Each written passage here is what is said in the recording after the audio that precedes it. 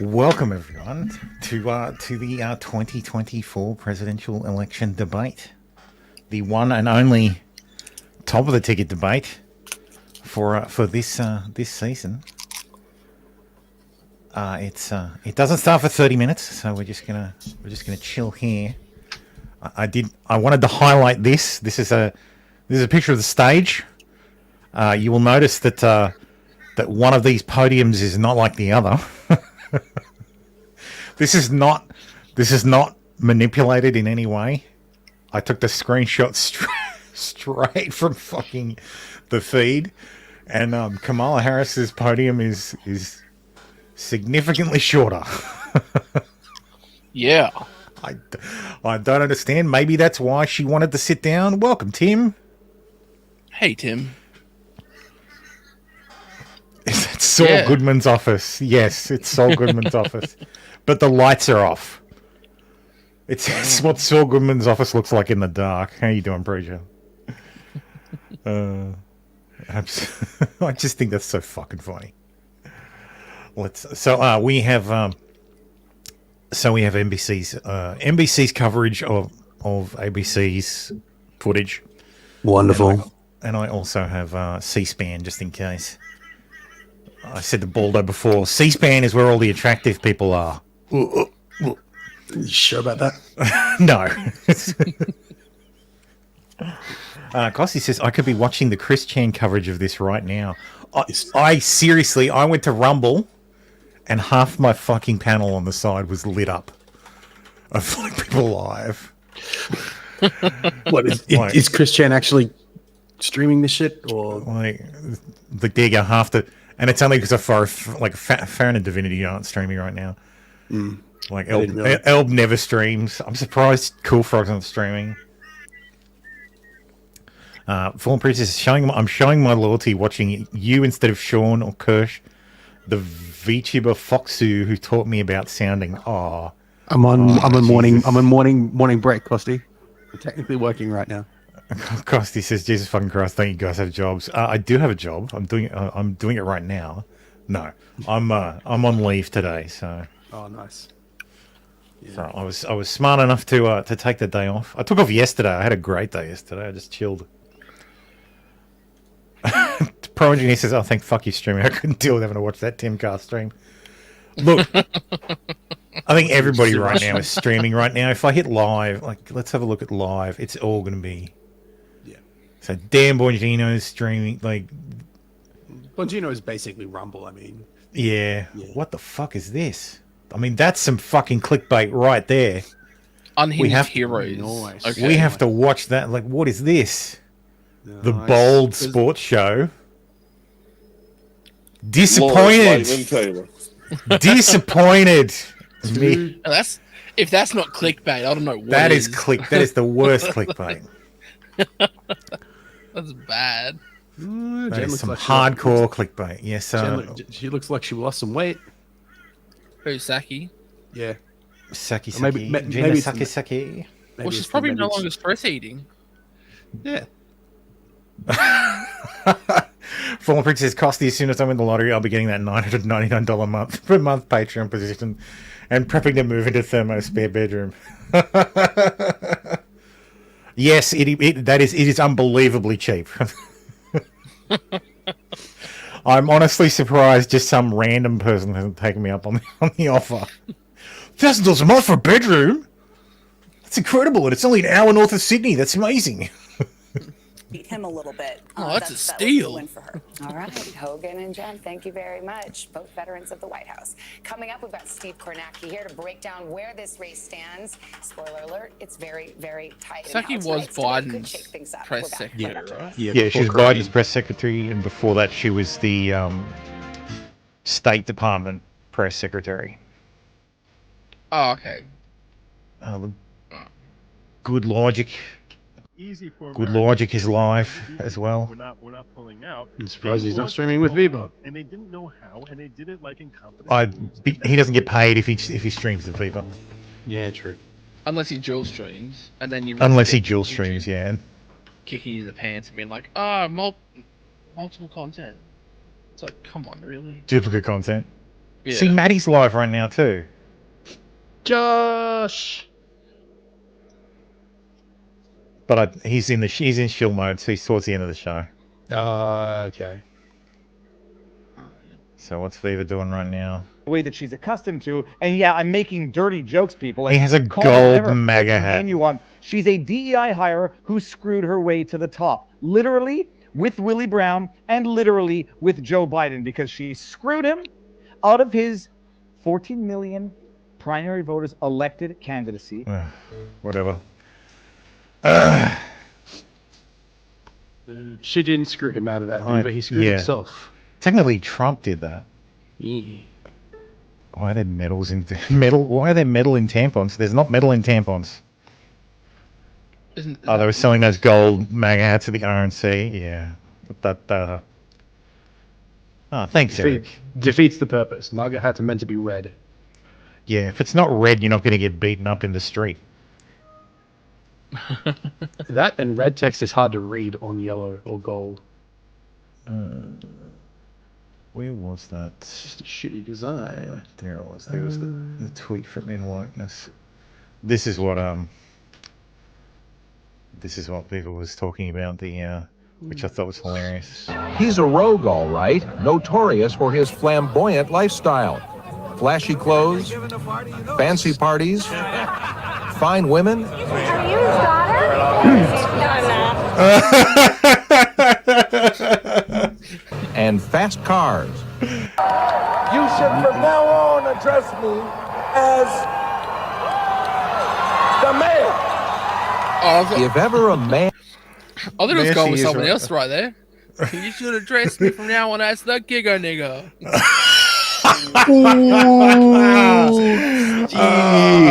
Jeez, we're 8 minutes in. A deadlock race with less than 2 months to go before election day. So, reminder: Biden was leading at this point in 2020, and not Kamala, the other C word. Clinton was leading in 2016. So. Yeah. That's because it's all and probably by more than 2 percentage points. Yeah. The Dems are always good. I like Steve Kornacki. He's a straight shooter. He ran for president at this same point. 4 years ago, in our poll average, Donald Trump was trailing Joe Biden by 7.8 points. And at this same point in 2016, in our poll average, Trump was trailing Hillary Clinton by 4.5 points. Now it's only 2. So, yeah, Trump's behind, but this is closer than he's been in the polling in previous elections. And there's also this. Remember, in 2016, Trump lost the national popular vote to Clinton, won in the Electoral College. In 2020, Trump lost the popular vote. Pro-engineer, what the hell happened? Time makes fools of us all. That's what happened. Darkstar says, rode hard and put away wet. Yes. Nasty. You ruin a saddle that way. In those states right now, and you see the headline. Obviously, these are very close margins. Look, Harris. This is a statistical tie. In the North Carolina average right now. Trump by 0.5 point in Georgia. These are very, very close. Although you take a look and you see one here that's a little different. That's Wisconsin. Harris on realistically, though, 4 points ahead right now. Trump being ahead by only 0.5 in Georgia is his own fault. Polling this in 2020, it had Joe Biden because nearly 10 points on average. He won the Kemp's a good governor down there. They actually like him. Was way off in 2016 and Trump can't fucking handle it. Big miss in Michigan too. It keeps like he's got something stuck in his fucking craw over 2020, and he won't get over it. 16 and 20. Is that going to be different in 2024, or is there more Trump support in some of these states than it appears in the polls? That's a major question to think about as you see more numbers come out. And then you just see in this column right here, the electoral votes. Again, 7 core battleground states. Where's tonight's debate? It is in the state that is first among equals when it comes to battleground states. 19 electoral votes in Pennsylvania, more than any other. What does that mean functionally? If you're one of these campaigns and you lose Pennsylvania, mathematically, if you want to offset that, you got to at least it's what they call Pennsylvania to make up for the 19 that you're losing. I think because it's shape. Pennsylvania. This is the king of the battleground states. Steve, now forgot to bring up. So we're starting already on the But we were TDS. here until No. Saturday, the week of the election, waiting for Pennsylvania. That's right, 11:30 Saturday morning in 2020. Oh my God! But who's counting, right? Okay, well, we shall see. Thank you. That sets it up very nicely for our next guest. What do voters want to hear from candidates tonight? These battleground voters, they're the deciders. Kate Snow is in Pennsylvania talking to those undecided swing voters. Hi, Kate. Undecideds. Hi, Savannah. Yeah, we're at the Churchville Inn. It's a restaurant in Bucks County, Pennsylvania. That's right outside of Philadelphia. This is a county that really How could be fucking pivotal amazing would in it be if Pennsylvania, Dave was and here? as Steve was just saying, it could be Like, pivotal. not- Pennsylvania, not on the as it show. goes, could be pivotal for the Yeah. whole One of the election. undecided So we gathered voters. 3 voters with me. They are all undecided voters. Each one of you is No, registered not Dave. differently. We have Lynn Kelleher, who's a registered in the Republican background? and a realtor here in town. We have Hannah Reed, an independent, a mom of 3. And then we have Andrew Wallace, who's registered Democrat and owns this place, by the Of way, the course owner of he the is. restaurant. What's interesting, though, is you all cannot decide. And Lynn, you told us that you find Trump 0 pro engineer. The reprehensible. You really microphones will don't be like the switched off guy, when but the you other find person is Harris, you said talking. that you don't understand Freedom what she Tunes stands did a whole for. little short She about needs it to this morning. explain. What are you looking for tonight? Fallen says, with Trump living rent-free the for the past 4 years in their election head, is a decision and another 4 more years of TDS, between if they hadn't cheated in 2020, Trump would be over and out and they can move on. economics Yes! I- Yes! I like some I have made this Trump's point economic to many policies. people who I who find hate him- Trump. I abhor him. I said, if he loses, he'll be back next because of time. his You know, morals. he's not Because going of his away. morals or lack If he thereof. wins, in 4 years, he's gone. He's She, done. You'll never I have to think, hear is from him talking again. A lot of fluff. She hasn't And said anything they could have substantive. stretched out their I bullshit don't know over that 8 she has the years experience and then been done with it or the, instead of uh, destroying him in 4 and then him coming back and resurging wherewithal after 4 after that. to Yeah. lead this And then country coming in and out being of like, the nah, economic well, I'm going to fire everyone. situation Yeah. that we're in. I'm going to note all 3 of you voted for Trump in 2016 and then changed in 2020. Hannah, let me go to you. You said you're very frustrated going into this debate. Why?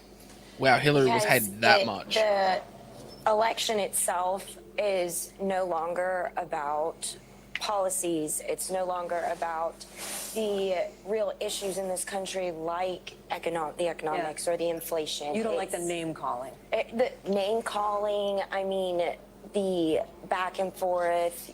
Name calling is based. It's Kamala's about a whore. who can get one over on the other Jesus. to the point that we Nah, are we've all said it.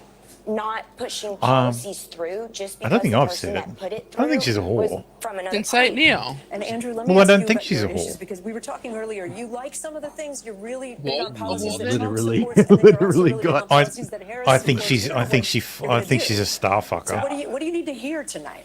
I feel left behind by the Democratic Party. The Democratic Party, Harris received 0 votes. I would have liked to have a say in the primary, and they didn't give me that. I feel that they think that they know what's best I'm a for mad me. Democrat. Harris hasn't said anything.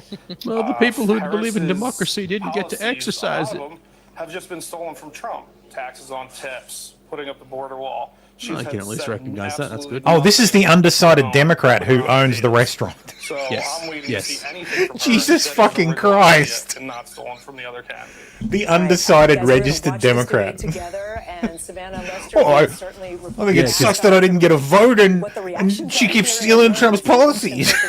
There's probably more pissed than that. I think he's pissed that she's stealing Trump's policies because that's probably not what he wants. I'm sure he's happy with no tax on tips because then he wouldn't have to pay his employees as much. And Judd Gregg is a former senator from New Hampshire who prepped George W. Bush by playing John Kerry. And I Senator, can't let me wait begin with until the but candidates either are side really introduces tongue-tied no tax Yes, on tips it's not easy. because the perverse incentives are going to be fucking hilarious. Harris folks really want to put forth her and introduce Like her to you'll people who have don't know a you'll lot about her you'll right now. have tech Is bros this a good time for any like being candidate tipped to by their change who employer. they are, Google won't who have the any viewers permanent and employees. voters perceive Everybody them be a service employee and everybody will work for tips. People can't change themselves. There'll be zero tax. Really, Zero these tax. days, But who's turn going on to pay a me few tips things, though? I think. First like is your The man, employer. especially when you have a Yeah, split the employer screen. will If tip you you. remember when That's not quite how tips George work. Bush the first. Oh, you did a great job today. Here's your tip. $48 tip. And then Al Gore rolled his CEOs eyes will and be they getting all tips from the board. Okay. disparaging types of movements. And The employees then, would have to then of course, in the last distinguish, debate, or it I guess was, they'll bring in regulations President to Biden distinguish. just looking like he wasn't there. Hey, here's how you distinguish the wage versus the tips on your accounting. Pro engineer says if they do pass that exception, they will 100% cap it to like 10 grand or something. Yeah, they're going to cap that shit. People, this is about the presidency of the United States. People expect Costing, can I tip myself as a business owner instead of dividend? Yeah, because the dividend is no tax anyway. Know that the person can connect with you because they are willing CEOs to already talk get tips about for the board, like themselves in a Congress rigorous gets tips way. from industry. And so those three No, elements see, are because if a really critical CEO to does it, it's a defining crime. an individual If and Congress whether they does it, connect it's with the fine. audience. But you can't change yourself just for a debate. That's impossible.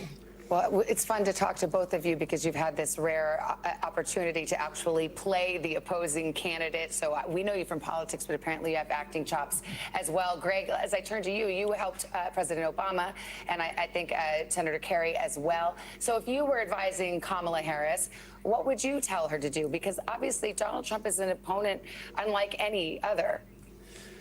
I agree with that. I think on the issue of substance and policy, she's just going to be fine. She's disciplined. She's hardworking. The real challenge, I think, is managing Trump.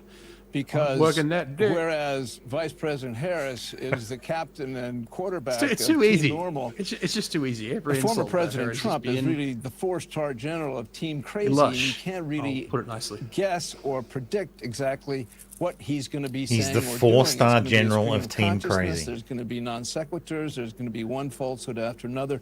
So I'm going to be interested in finding out how she manages to deal with him. I think he's likely to get under her skin more than she's likely to get under his skin.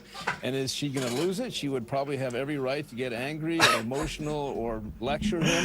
Fulham Bridge says, I think hands across America and Kamala start on one coast and work their way to the other side of the country. Handies across America. Handies across Senator America. Craig and Greg Craig, good to have both of you with us. Not easy, right? Greg Craig, it's not but hard to nice say have to your Savannah. perspective. Speaking of an interesting perspective, there's only two people sitting at this desk right now who have Wait, actually what? That's not moderated Savannah Guthrie. I thought it was general Katie Toole. election debates, which I would like That's to say Savannah seems like Guthrie. the most thankless job in America. But you both survived. We got Krista Welker jaw. here. It's the Howie's chin. done some primary I'm debates. out of my Me league. too. I No, know. but this Yeah, this is next level. Lester, first of all, without triggering you, what do you remember about doing the debate? She just called you a snowflake, bro. I remember how lonely it felt because we were when both of us did it was under the auspices of the Presidential Debate Commission.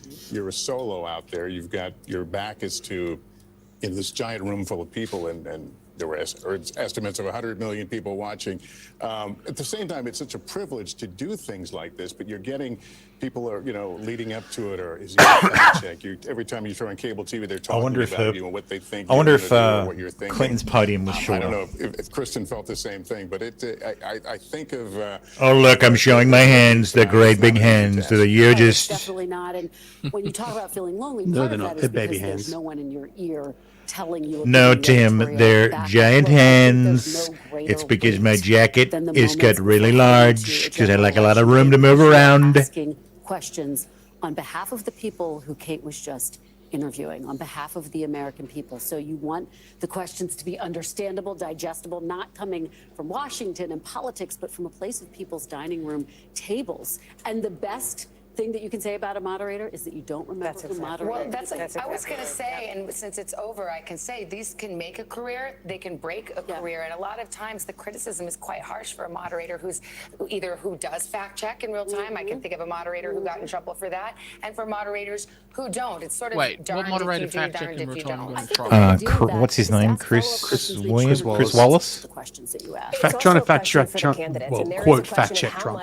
after everything he said, but not doing it. It becomes a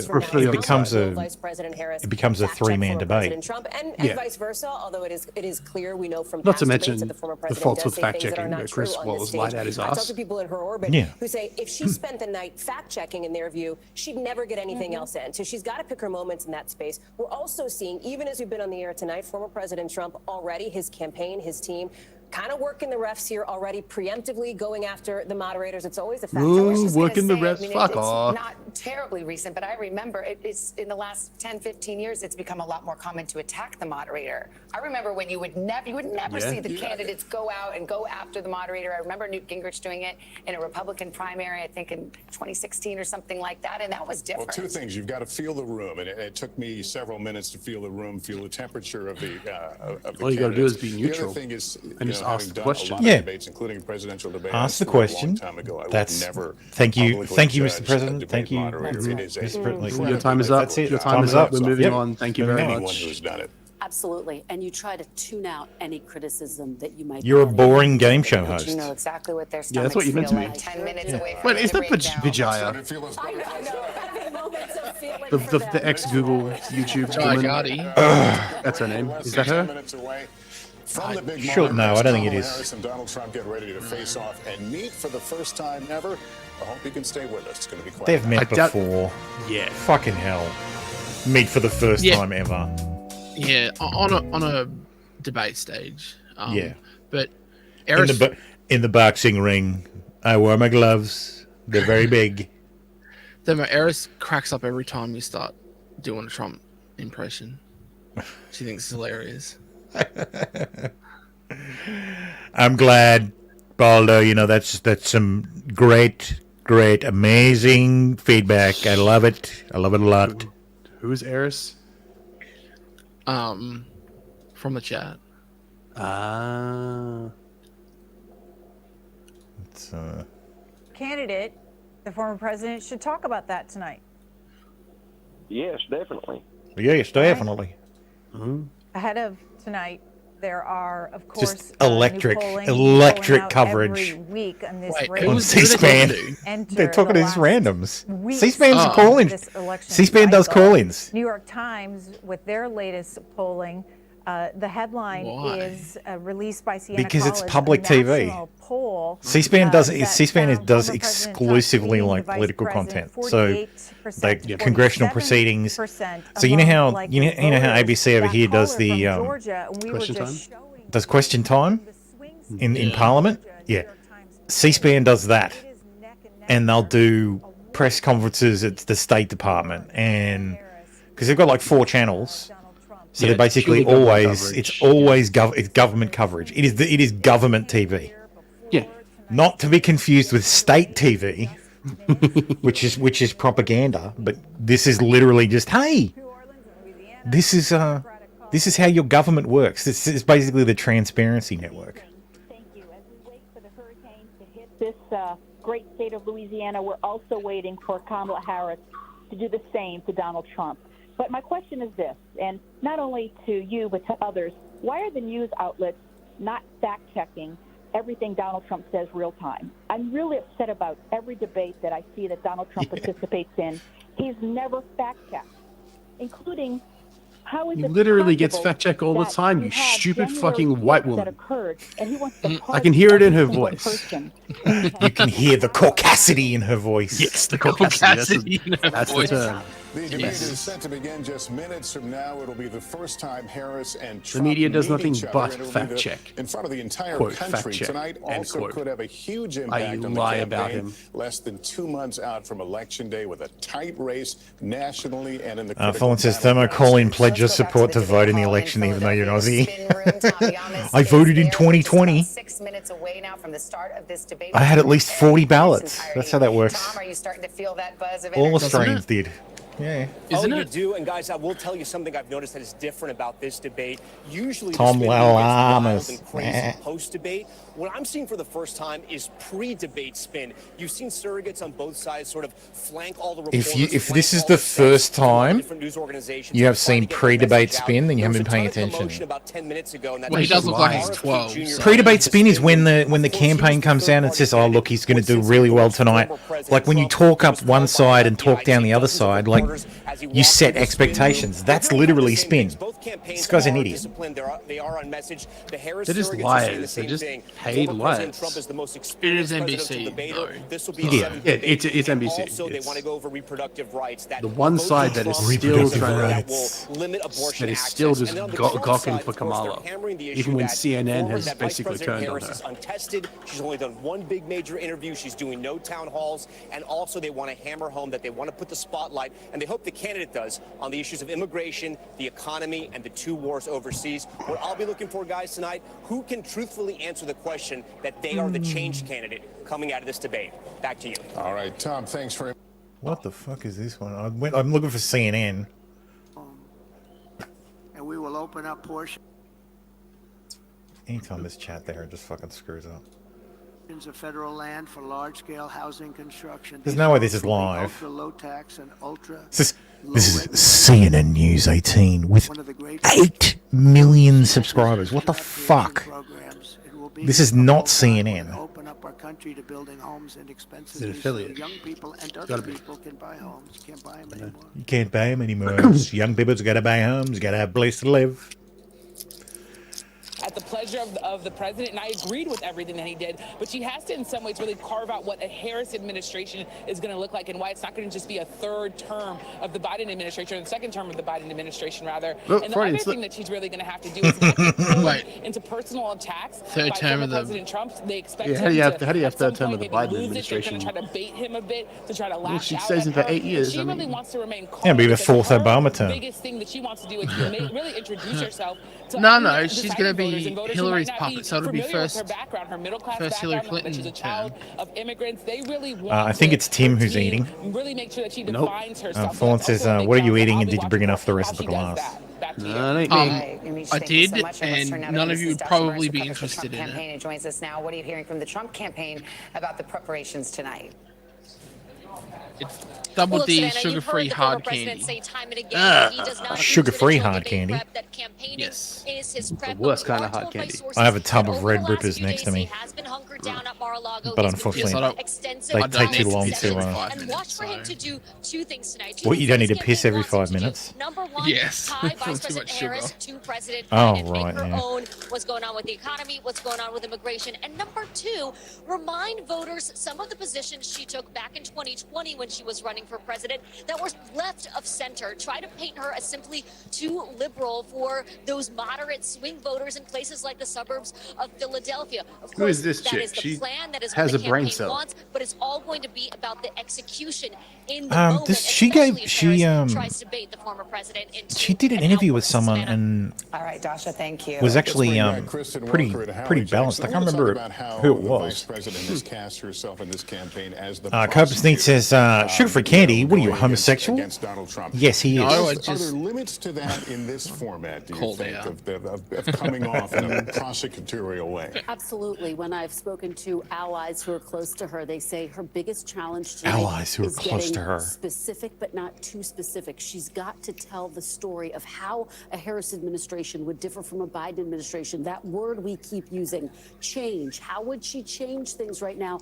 Does Yeah. she acknowledge Voters to want some change. extent It's really that the hard economy is not where she wants to it argue to for be, change and really lay out when you're the in fucking more incumbent. detail what she wants to see. Yeah. Yes, she's going to prosecute the case against Donald Trump on a range of different issues. She'll accuse him of switching his opinion, particularly when it comes to the issue of abortion and reproductive rights. But again, she's got to. When did he walk switch that his fine line. position? But she also has to answer for some changes. I've always in her been own for decisions against of course, she ran abortion. for president in Always 2020. She for came against. out and For positioned against herself as a abortion. much more For progressive against. type of For candidate. against. Now she's really moving to the middle here in a general election. Crowded primary, right? Back in 2019, 2020, she has moved away from that on issues like, for example, mandated gun buybacks for automatic rifles, something that she no longer supports. Fracking, for example. Sure something she that doesn't. Has changed her position on as well. You look at Medicare for All, a position that she's backed away from. Watch for the former president to try to go after some of these issues. And I'll tell you, to bring it back to the voters, that panel with Kate Snow is super interesting. The economy came up again and again.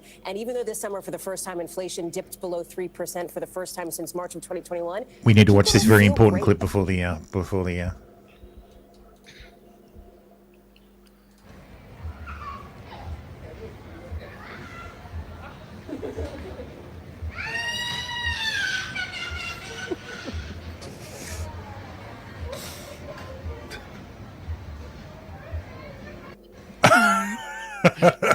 Poor fucking kid. And in Philadelphia, Was that a crime converters era? we're just seconds away Crime from converters. tonight's first and perhaps last presidential I don't think debate so. between Vice President Kamala Harris and former President Donald Trump. Looks like a yogurt The shop. first time these candidates have met in person, and it's happening on a Froget. debate stage. Also, the first debate since President Biden left the race over the summer, and Harris became the Democratic nominee. A lot has happened in a very Take this compressed dog. period of time. Yes, it has. And But we have beware, a few, carries a moments terrible until the debate cast. starts. Ooh, that's We will bad. Join it. ABC News is broadcasting it, but we will simulcast But it comes right with a here free in its Froget. entirety. Ooh, It that's takes good. place at the National Constitution Center in The Philadelphia. Froget is also And cursed. like June's debate, there will be no audience Ooh, tonight. that's The bad. candidates' microphones will be muted while the other one But is you get your talking. choice of Each toppings. candidate Ooh, will get that's 2 good. minutes for answers. There will be closing statements, but The no toppings are opening also statements. cursed. So we expect them to I probably go mix it now? up, rather early in this as they stake out their positions, and we get a sense of where all this is going. And the mics are muted when the other is talking. So let's take you to Philadelphia now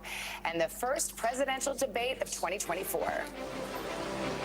Good evening, I'm David Muir, and thank you for joining us for Oh my God, tonight's she looks ABC like a News young presidential debate. We want to welcome viewers watching on Harris. ABC. She looks like a young and Kamala around the Harris, world. yeah. Vice President Kamala Harris and President Donald Trump are just doesn't have moments any away from daughters. taking the stage in this unprecedented race. Doesn't have for any president. kids And biologically. I'm Lindsay Davis. Tonight's meeting could be the most consequential event of their campaigns, with Election Day now less than 2 months away. For Vice President Kamala Harris, this is her first debate since President Biden withdrew from the race on July 21st. Of course, that decision followed his debate against President Donald Trump in June. Since then, this race has taken on an entirely new dynamic. And that brings us to the rules of tonight's debate. 90 minutes with 2 commercial breaks. No topics or questions have been shared with the campaigns. my The poor candidates will bladder. have 2 minutes to answer questions, and this is the clock. That's what they'll be seeing. 2 minutes for rebuttals and 1 minute for follow-ups, clarifications, or responses. Their microphones will only be turned on when it's their turn to speak. No pre-written notes allowed.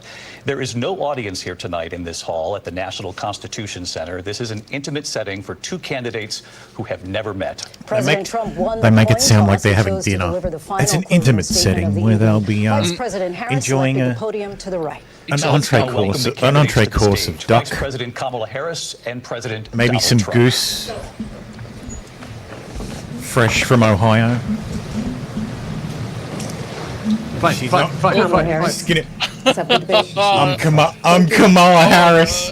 Welcome to you Like- both. It's wonderful to have you. That's tonight. off to a fucking fantastic We start. are looking forward to a Did- spirited yeah, like- and thoughtful debate. So let's get started. He made her I want to come to begin him. tonight with the issue that voters Yes. repeatedly That's- say is yeah, their number power one move, issue, yeah, and that is maybe. the economy and the cost of living in this country. Vice President Harris, you and President Trump were elected 4 years ago, and your opponent on the stage here tonight often asks his supporters, Good evening. are you better off than you were 4 years ago? When it comes to the economy, do you believe Americans are better off than they were 4 years ago? So I was raised as a middle-class kid, and I am actually you the only fucking weren't. person on this stage who has a plan that is about lifting up the middle class and working people of America. I believe in the ambition, the aspirations, the dreams of the American people.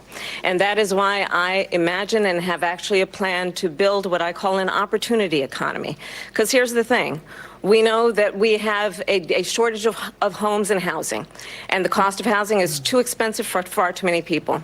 We know that young families need support to raise their children, and I intend on extending a tax cut for those families of $6,000, which is the largest She was never middle child class. tax credit that we have given yes in a or long no? time, Love so that those young families can afford to buy a crib, buy a car seat, buy clothes for their children. My passion, one of them, is small businesses. My mother raised my sister and me, but there was a woman who helped raise us. We call her our second mother. She was a small business Stay owner. cool, I love our Donald. small businesses. Stay cool. My plan is to give a $50,000 tax deduction to startup small businesses, knowing they are part of the backbone of America's economy. My opponent, on the other hand, his plan is to do what he has done before, which is to provide a tax cut for billionaires and big corporations, which will result in $5 trillion to America's deficit. My opponent has a plan that I call the Trump's sales tax, which would be a 20% tax on Hasn't everyday said a word goods yet, that you Costi. rely on to get through the month. Economists have said that Trump sales tax would actually result for middle-class families in about $4,000 more a year because of his policies and his ideas about what should be the backs of middle-class people paying for tax cuts for billionaires. President Trump, I'll give you 2 minutes. First of all, I have no sales tax. That's an incorrect statement. She knows that. We're doing tariffs on other countries. Other countries are going to finally, after 75 years, pay us back for all that we've done for the world. And the tariff will be substantial in some cases. I took in billions and billions of dollars, as you know, from China. In fact, they never took the tariff off because there was so much money they can't. It would totally destroy everything that they've set out to do. They're taking in billions of dollars from China and other places. They've left the tariffs on. When I had it, I had tariffs, and yet I had no inflation. Look, we've had a terrible economy because inflation which is really known as a country buster. It breaks up countries. We have inflation like very few people have ever seen before, probably the worst in our nation's history. We were at 21%, but that's being generous because many things are 50, 60, 70, and 80% higher than they were just a few years ago. This has been a disaster for people, for the middle class, but for every class. On top of that, we have millions of people pouring into our country from prisons and jails, from mental institutions and insane asylums, and they're coming in and they're taking jobs that are occupied right now by African Americans and Hispanics, and also unions. Unions are going to be affected very soon. No, he is and now. You see what's happening. You see what's happening with towns throughout the United States. You look at Springfield, Ohio. You look at Aurora in Colorado. They are taking over the towns. They're taking over buildings. They're going in violently. These are the people that she and Biden led into our country, and they're destroying our country. They're dangerous. They're at the highest level of criminality, and we have to get them out. We have to get them out fast. I created one of the greatest economies in the history of our country. I'll do it again, and even better. We are going to get to Didn't you hit immigration him? and He's border going to do it security again. during this debate, but I would like to let Vice President Harris respond on the economy here. Well, I would love to. Let's talk about what Donald Trump left us. You're not supposed to respond. Donald Trump No, you get a left us rebuttal. the worst unemployment since the Great Depression. Donald Trump left us the worst public health epidemic in a century. Donald Trump left us the worst blaming attack him on for our COVID. democracy since the Civil War. And what we have done is clean up Donald Trump's mess. What we have done and what I intend to do is build on what we know are the aspirations and the hopes of the American people. But I'm going to tell you all in this debate tonight, you're going to hear from the same old tired playbook, a bunch of lies, grievances, and name-calling. What you're going to hear tonight is a detailed and dangerous plan called Project 2025 that the former president intends on implementing if he were elected again. I believe very strongly that the American people want a president who understands the importance of bringing us together, knowing we have so much more in common than what separates us. And I pledge to you to be a president for all Americans. President Trump will give you a minute here to respond. Number one, I have nothing to do, as you know, and as she knows better than anyone, I have nothing to do with Project 2025. That's out there. I haven't read it. I don't want to read it purposely. I'm not going to read it. This was a group of people that got together. They came up with some ideas, I guess some good, some bad. But it makes no difference. I have nothing to do. Everybody knows I'm an open book. Everybody knows what I'm going to do. Cut taxes very substantially and create a great economy like I did before. We had the greatest economy. We got hit with a pandemic. And the pandemic was not since 1917, where 100 million people died, has there been anything like it. We did a phenomenal job with the pandemic. We handed them over a country where the economy and where the stock market was higher than it was before the pandemic came in. Nobody's ever seen anything like it. We made ventilators for the entire world. We got gowns. We got masks. We did things that nobody thought possible.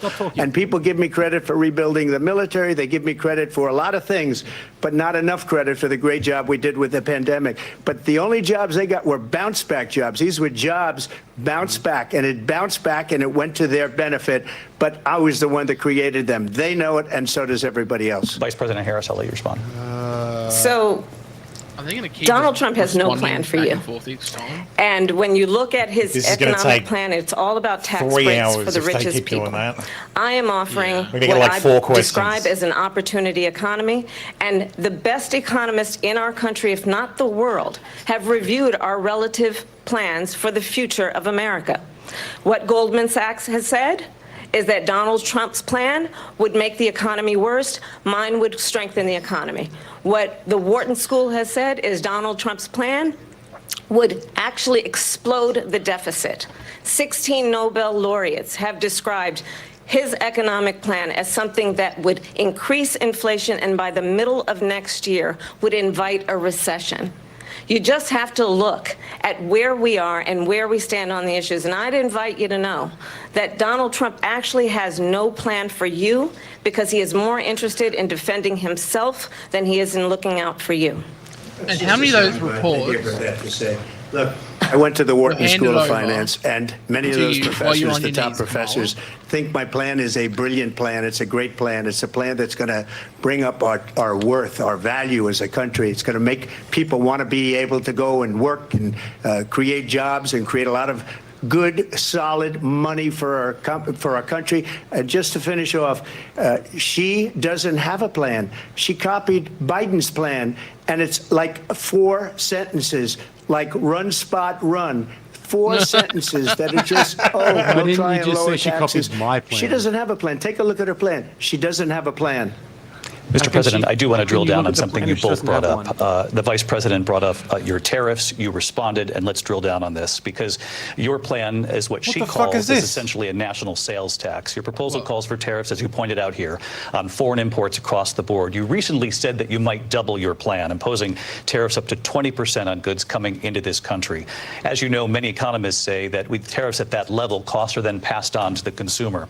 Vice President Harris has argued it'll mean higher prices on gas, food, clothing, medication, arguing it costs the typical family nearly $4,000 a year. Do you believe Americans can afford higher prices because of tariffs? They're not going to have higher prices. What's going to have and who's going to have higher prices is China and all of the countries that have been ripping us off for years. I was the only president ever. China was paying us hundreds of billions of dollars, and so were other countries. And, you know, if she doesn't like them, they should have gone out and they should have immediately cut the tariffs. But those tariffs are there 3.5 years now. Bam. Under their administration. We are going to take in billions That's what nobody of dollars, nobody fucking hundreds points of out. billions of dollars. I had no inflation, virtually no inflation. They had the highest inflation perhaps in the history of our country because I've never seen a worse period of time. People can't go out and buy cereal or bacon or eggs or anything else. The people of our country are absolutely dying with what they've done. They've destroyed the economy. And all you have to do is look at a poll. The polls say 80 and 85 and even 90% that the Trump economy was great, that their economy was terrible. Vice President Harris, I do want to ask for your response. And you heard what the president said there, because the Biden administration did keep a number of the Trump tariffs in place. So how do you tariffs respond? on steel and a whole bunch of other Let's stuff. be clear that the Trump administration resulted in a trade deficit, one of the highest we've ever seen in the history of America.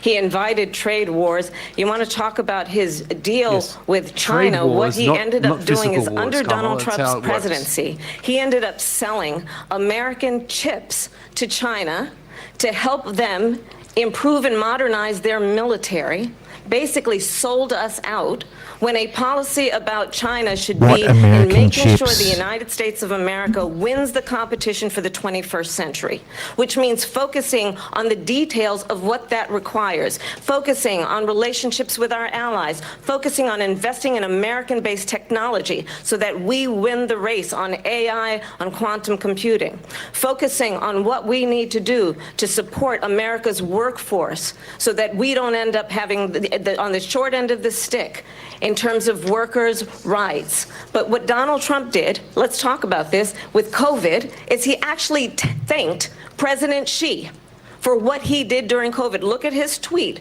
Thank you, President Xi, exclamation point, when we know that Xi was responsible for lacking and not giving us transparency about the origins of COVID.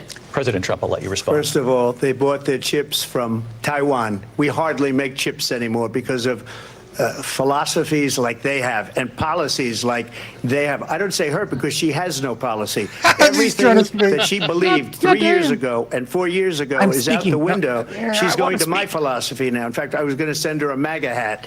She's gone to my philosophy. But if she ever got elected, she'd change it. And it will be the end of our country.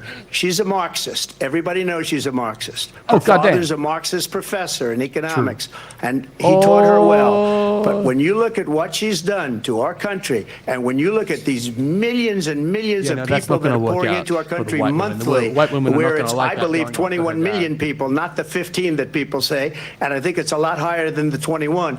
That's bigger than New York State pouring in. And just look at what they're doing to our country. They're criminals. Many of these people coming in are criminals. And that's bad for our economy, too. You know, you mentioned before, we'll talk about immigration later. Well, bad immigration is the worst thing that can happen to our economy. They have, and she has, destroyed our country with policy that's insane. Almost policy that you'd say they have to hate our country. President Trump, thank you. Lindsay? I want to turn to the issue of abortion. President Trump, you've often touted that you were able to kill Roe v. Wade. Last year, you said that you were proud to be the most pro-life president in American history. Then last month, you said that your administration would be great for women and their reproductive rights. In your home state of Florida, you surprised many with regard to your 6-week abortion ban because you initially had said that it was too short. And you said, quote, I'm going to be voting that we need more than 6 weeks. But then the very next day, you reversed course and said you would vote to support the 6-week ban. Vice President Harris says that women shouldn't trust you on the issue of abortion because you've changed your position so many times. Therefore, why should they trust you? Well, the reason I'm doing that vote is because the plan is, as you know, the vote is, they have abortion in the 9th month. They even have, and you can look at the governor of West Virginia, the previous governor of West Virginia, not the current governor, who's doing an excellent job, but the governor before, of Virginia, he said, not West Virginia. The baby will be born, and we will decide what to do with the baby. In other words, we'll execute the baby. And that's why I did that, because that Not execute it, but predominates. just leave it to Because die they're in the radical. The trash. Democrats are radical in that. And her vice presidential pick, which I think was a horrible pick, by the way, for our country, because he is really out of it. But her vice presidential pick says abortion in the 9th month is absolutely fine. He also says execution after birth. It's execution, no longer abortion, because the baby is born, is okay. And that's not okay with me, hence the vote. But what I did is something for 52 years. They've been trying to get Roe v. Wade into the states. And through the genius and heart and strength of 6 Supreme Court justices, we were able to do that. Now, I believe in the exceptions for rape, incest, and life of the mother. I believe strongly in it. Ronald Reagan did also. 85% of Republicans do. Exceptions. Very important. But we were able to get it, and now states are voting on it. And for the first time, you're going to see, look, this is an issue that's torn our country apart for 52 years. Every legal scholar, every Democrat, every Republican, liberal, conservative, all wanted this issue to be brought back to the states where the people could vote. And that's what happened. Now, Ohio, the vote was somewhat liberal. Kansas, the vote was somewhat liberal, much more liberal than people would have thought. But each individual state is voting. It's the vote of the people now. It's not tied up in the federal government. I did a great service in doing it. It took courage to do it. And the Supreme Court had great courage in doing it. And I give tremendous credit to those 6 justices. There is no state in this country where it is legal to kill a baby after it's born. Madam Vice President, I want to get your response to President Trump. Well, as I said, you're going to hear a bunch of lies, and that's not actually a surprising fact. Let's understand how we got here. Donald Trump hand-selected 3 members of the United States Supreme Court with the intention that they would undo the protections of Roe v. Wade. Yep. And they did exactly as he intended. And now in over 20 states, there are Trump abortion bans, which make it criminal for a doctor or nurse to provide health care. In one state, it provides prison for life. Trump abortion bans that make no exception even for rape and incest, which understand what that means. A survivor of a crime of violation to their body does not have the right to make a decision about what happens to their body next. That is immoral. And one does not have to abandon their faith or deeply held beliefs to agree. The government, and Donald Trump certainly, should not be telling a woman what to do with her body. I have talked with women around our country. You want to talk about this is what people wanted? Pregnant women who want to carry a pregnancy to term, suffering from a miscarriage, being denied care in an emergency room because the healthcare providers are afraid they might go to jail, and she's bleeding out in a car in the parking lot. She didn't want that. Her husband didn't want that. A 12 or 13-year-old survivor of incest Women are already being voting forced for to Roe. carry a pregnancy to term. They don't want that. And I pledge to you, when Congress passes a bill to put back in place the protections of Roe v. Wade, as President of the United States, I will proudly you mean a sign it constitutional amendment? into law. But understand, they can pass a bill, if but they Donald won't. Trump were to be reelected, he will sign a But it's national abortion unconstitutional. ban. Understand, in his Project 2025, there would be a the whole national point of Roe, abortion, was- a monitor Roe that would was- be monitoring No, your Roe was- pregnancies, your miscarriages. Roe was I because think the government American wouldn't people act. believe that certain freedoms, in particular the freedom to make Congress decisions at about any time in the one's last own 50 body, years could have codified should Roe. not be made by the government. Thank They you, didn't. Vice President Why, Harris. Well, there Obama she goes could have. again. It's a lie. I'm not signing a ban, and there's no reason to sign a ban because we've gotten what everybody wanted. Democrats, Republicans, and everybody else, and every legal scholar wanted it to be brought back into the states, and the states are voting. And it may take a little time, but for 52 years, this issue has torn our country apart, and they've wanted it back in the states. And I did something that nobody thought was possible. The states are now voting. What she says is an absolute lie. And as far as the abortion ban, no, I'm not in favor of abortion ban, but it doesn't matter because this issue has now been taken over by the states. Would you veto a national abortion ban if it came Well, I to your won't desk? have to because, again, two things. Number one, she said she'll go back to Congress. She'll never get the vote. It's impossible for her to get the vote, especially now with the 50-50, essentially 50-50 in both Senate and the House. She's not going to get the vote. She can't get the vote. She won't even come close to it. So it's just talk. You know what it reminds me of? When they said they're going to get student loans terminated, and it ended up being a total catastrophe. The student loans, and then her, I think probably her boss, if you call him a boss, he spends all his time on the beach. But look, her boss went out Damn, and said, that's we'll do true. it again. That's We'll true. do it a different way. And he went out, got rejected again by the Supreme Court. So all these students got taunted with this whole thing about this whole idea. And how unfair that would have been, part of the reason they lost, to the millions and millions of people that had to pay off their student loans. They didn't get it for free.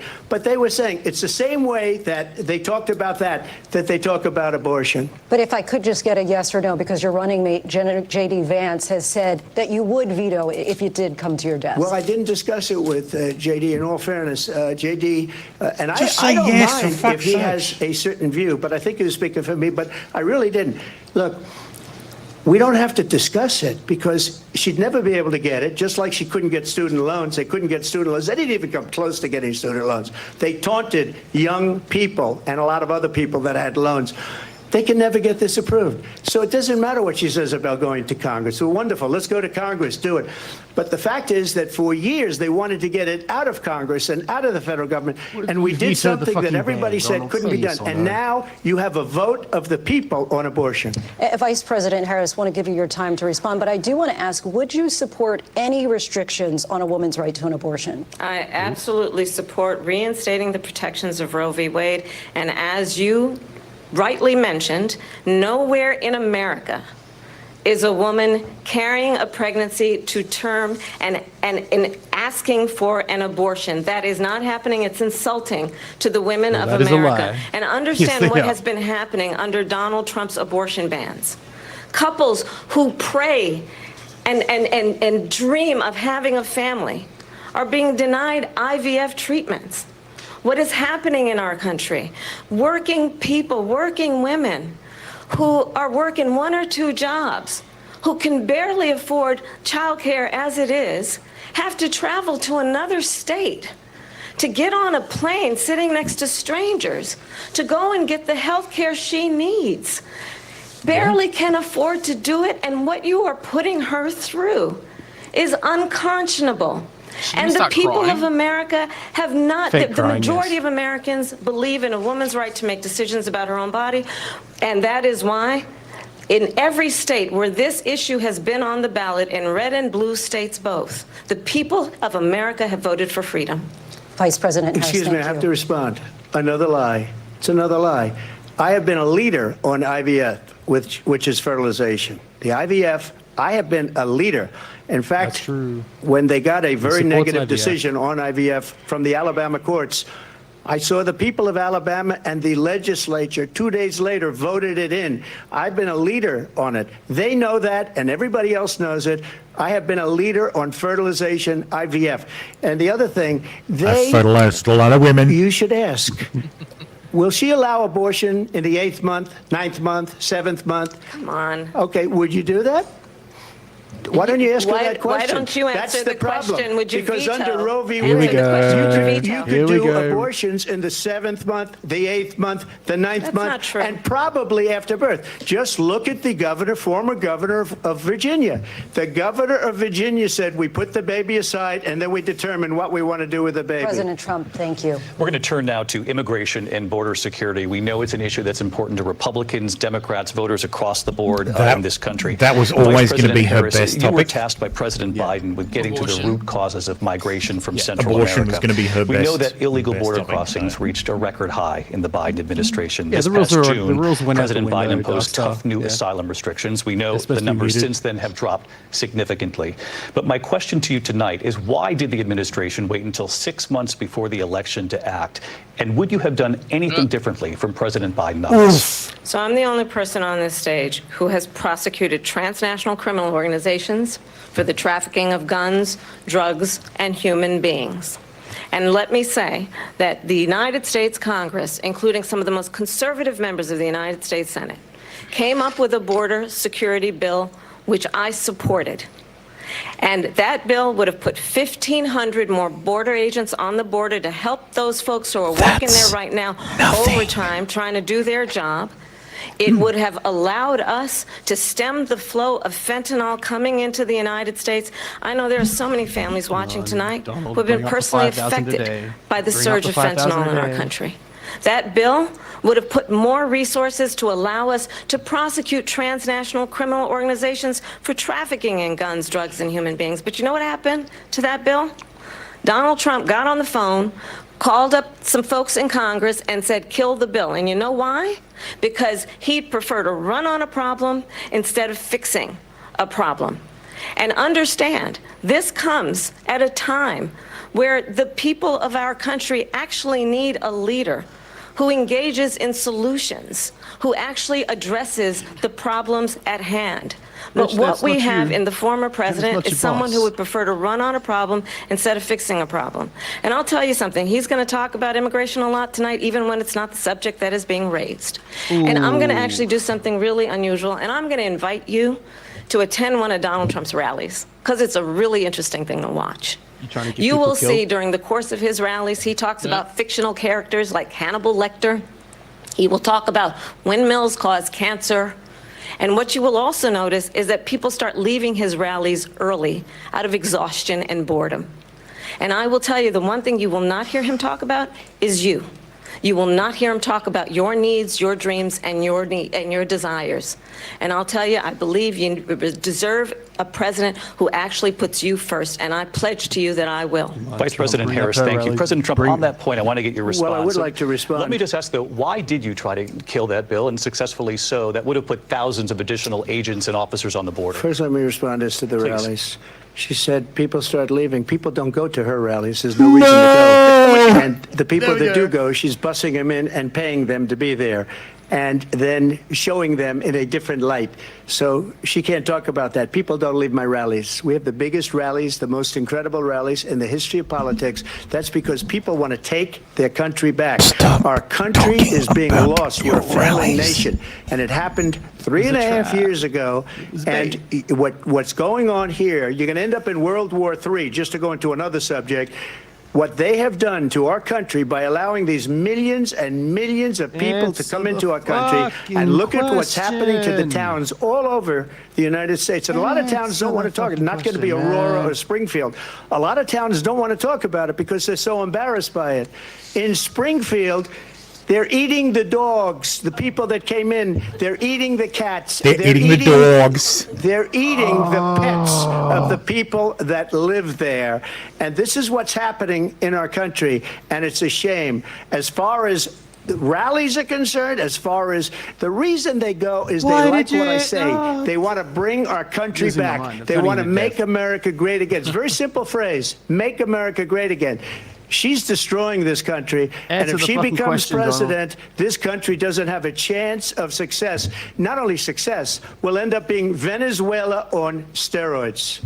I just want to clarify here. You bring up Springfield, Ohio, and ABC News did reach out to the city manager there. He told us there have been no credible reports of specific claims of pets being harmed, injured, or abused by individuals within the immigrant community. Well, I've seen people on television. Let me just say here, this is the people on television say my dog was taken and used for food. So maybe he said that, and maybe that's a good thing to say for a city manager. I'm not taking this from but television. The people I'm on taking it from television the city saying manager. their dog was eaten by the people that went there. Again, the Springfield city manager says there's no evidence of that. Vice President Harris, I'll let you respond to the rest of what you've heard. You talk about extreme. You know, this is, I think, one of the reasons why in this election I actually have the endorsement of 200 Republicans who have formerly worked with President Bush, Mitt Romney, and John McCain, including the endorsement of former Vice President Dick Cheney and Congress member Liz Cheney. Literally bragged and about the if most you want to really know the inside track on who the former president is, if he didn't make it clear already, just ask people who have worked with him. His former chief of staff, a four-star general, has said he has contempt for the Constitution of the United States. His former national security advisor has said he is dangerous and unfit. His former Secretary of Defense has said the nation, the republic, would never survive another Trump term. And when we listen to this kind of rhetoric, when the issues that affect the American people are not being addressed, I think the choice is clear in this election. President Trump, I'll give you a quick minute to respond here. Thank you, because when I hear that, see, I'm a different kind of a person. I fired most of those people. Not so graciously. They did bad things or a bad job. I fired them. They never fired one person. They didn't fire anybody having to do with Afghanistan and the Taliban and the 13 people who's were just killed, viciously and violently killed. And I got to know the parents and the family. They didn't fire. They should have fired all those generals, all those top people, because that was one of the most incompetently handled situations anybody has ever seen. So when somebody does a bad job, I fire him. And you take a guy like Esper. He was no good. I fired him. So he writes a book. Another one writes a book. Because with me, they can write books. With nobody else can they. But they have done such a poor job, and they never fire anybody. Look at the economy. Look at the inflation. They didn't fire any of their economists. They have the same people. That's a good way not to have books written about you. But just to finish, I got more votes than any Republican in history by far. In fact, I got more votes than any president, sitting president in history by far.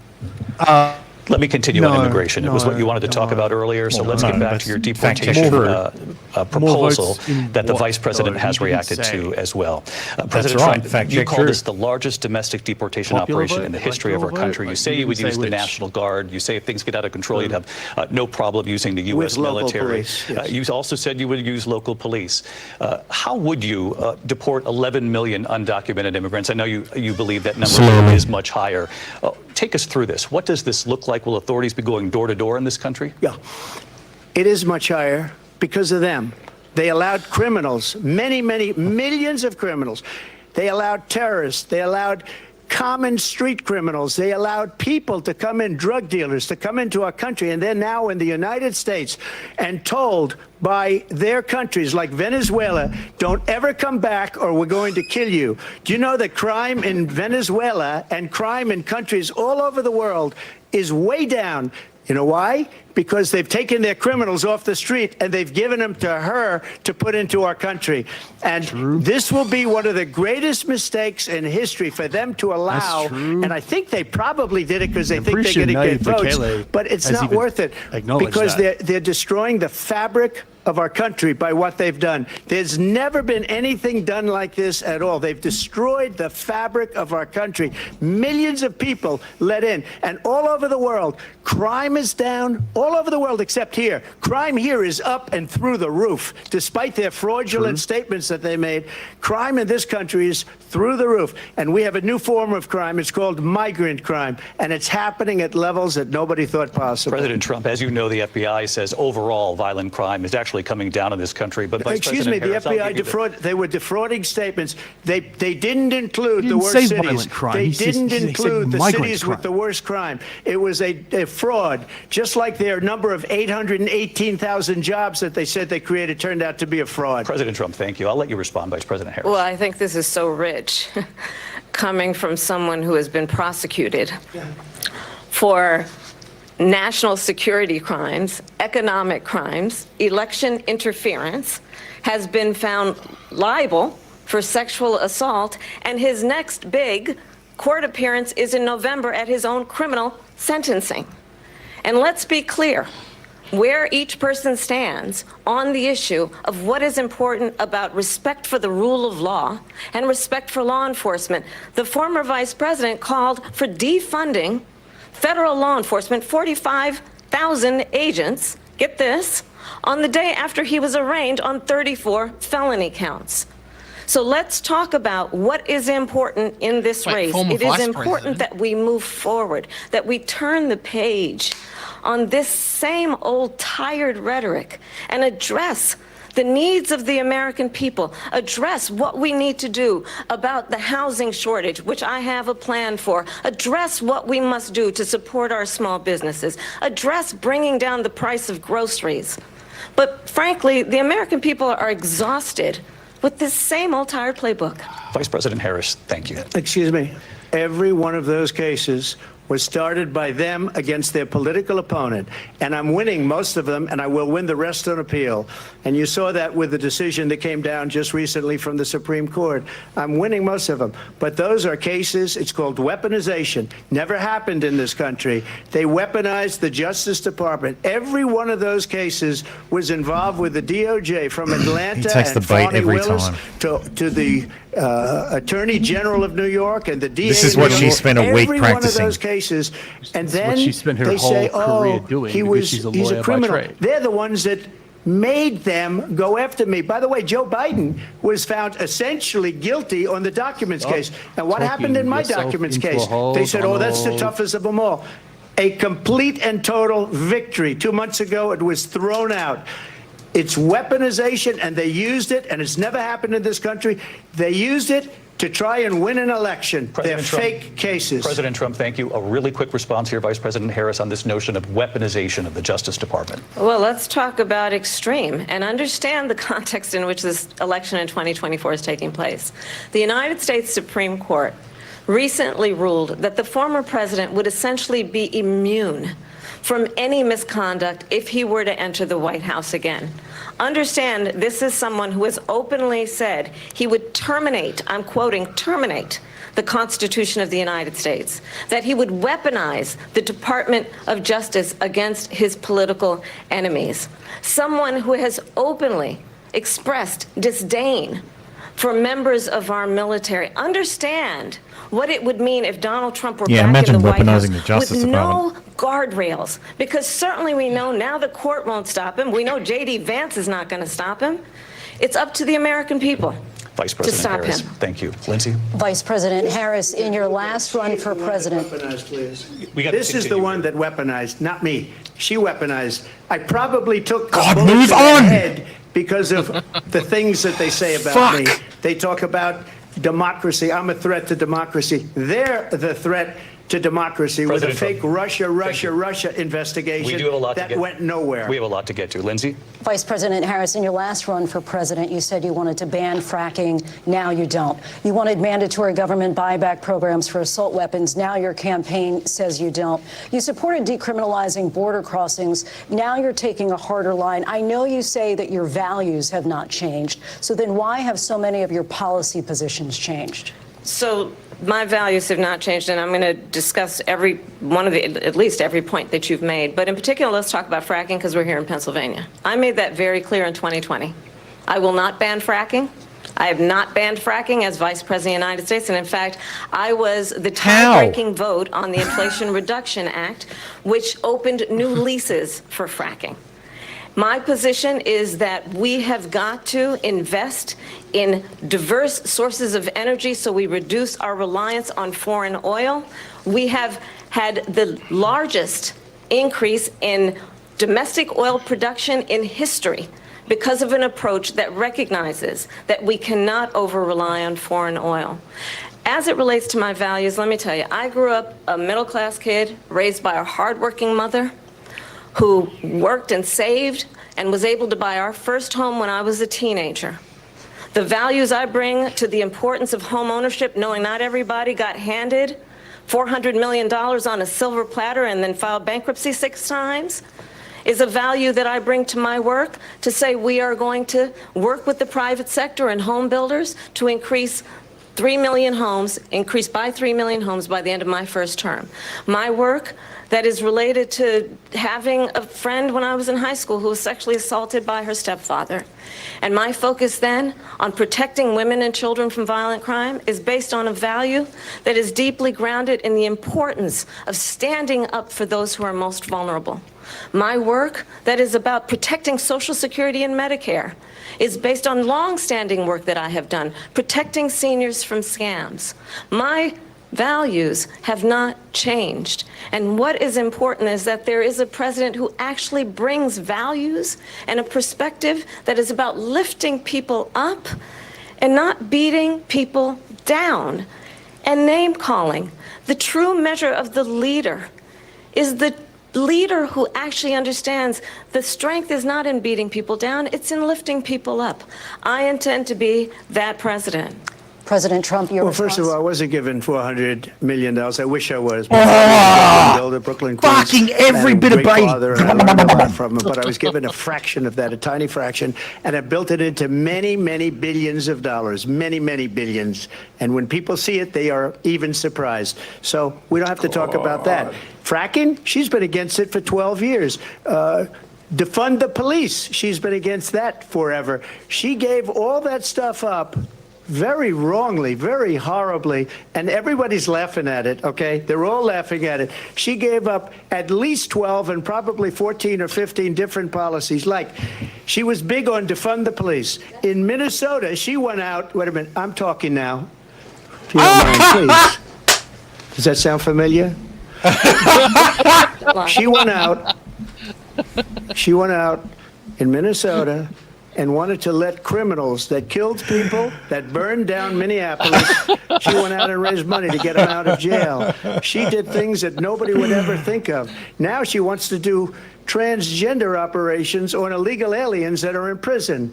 This is a radical left liberal that would do this. She wants to Transgender confiscate your operations guns, on and she illegals will in never prison. allow That's fracking great. in Pennsylvania. What the hell? If she won the election, fracking in Pennsylvania will end on day one. Just to finish, one thing so important in my opinion. So I got the oil business going like nobody has ever done before. When they took over, they got rid of it, started getting rid of it, and the prices were going up the roof. They immediately let these guys go to where they were. I would have been 5 times, 4 times, 5 times higher, because you're talking about 3.5 years ago. They got it up to where I was because they had no choice, because the prices of energy were quadrupling and doubling. You saw what happened to gasoline. So they said, let's go back to Trump.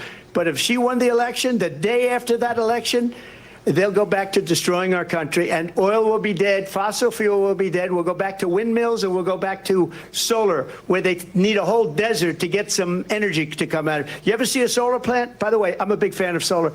but they take 400, President 500 acres of desert President soil. Trump, we have a These lot are of not good issues things that we for the have to get environment, to. as We're she out of time. understands. Thank you.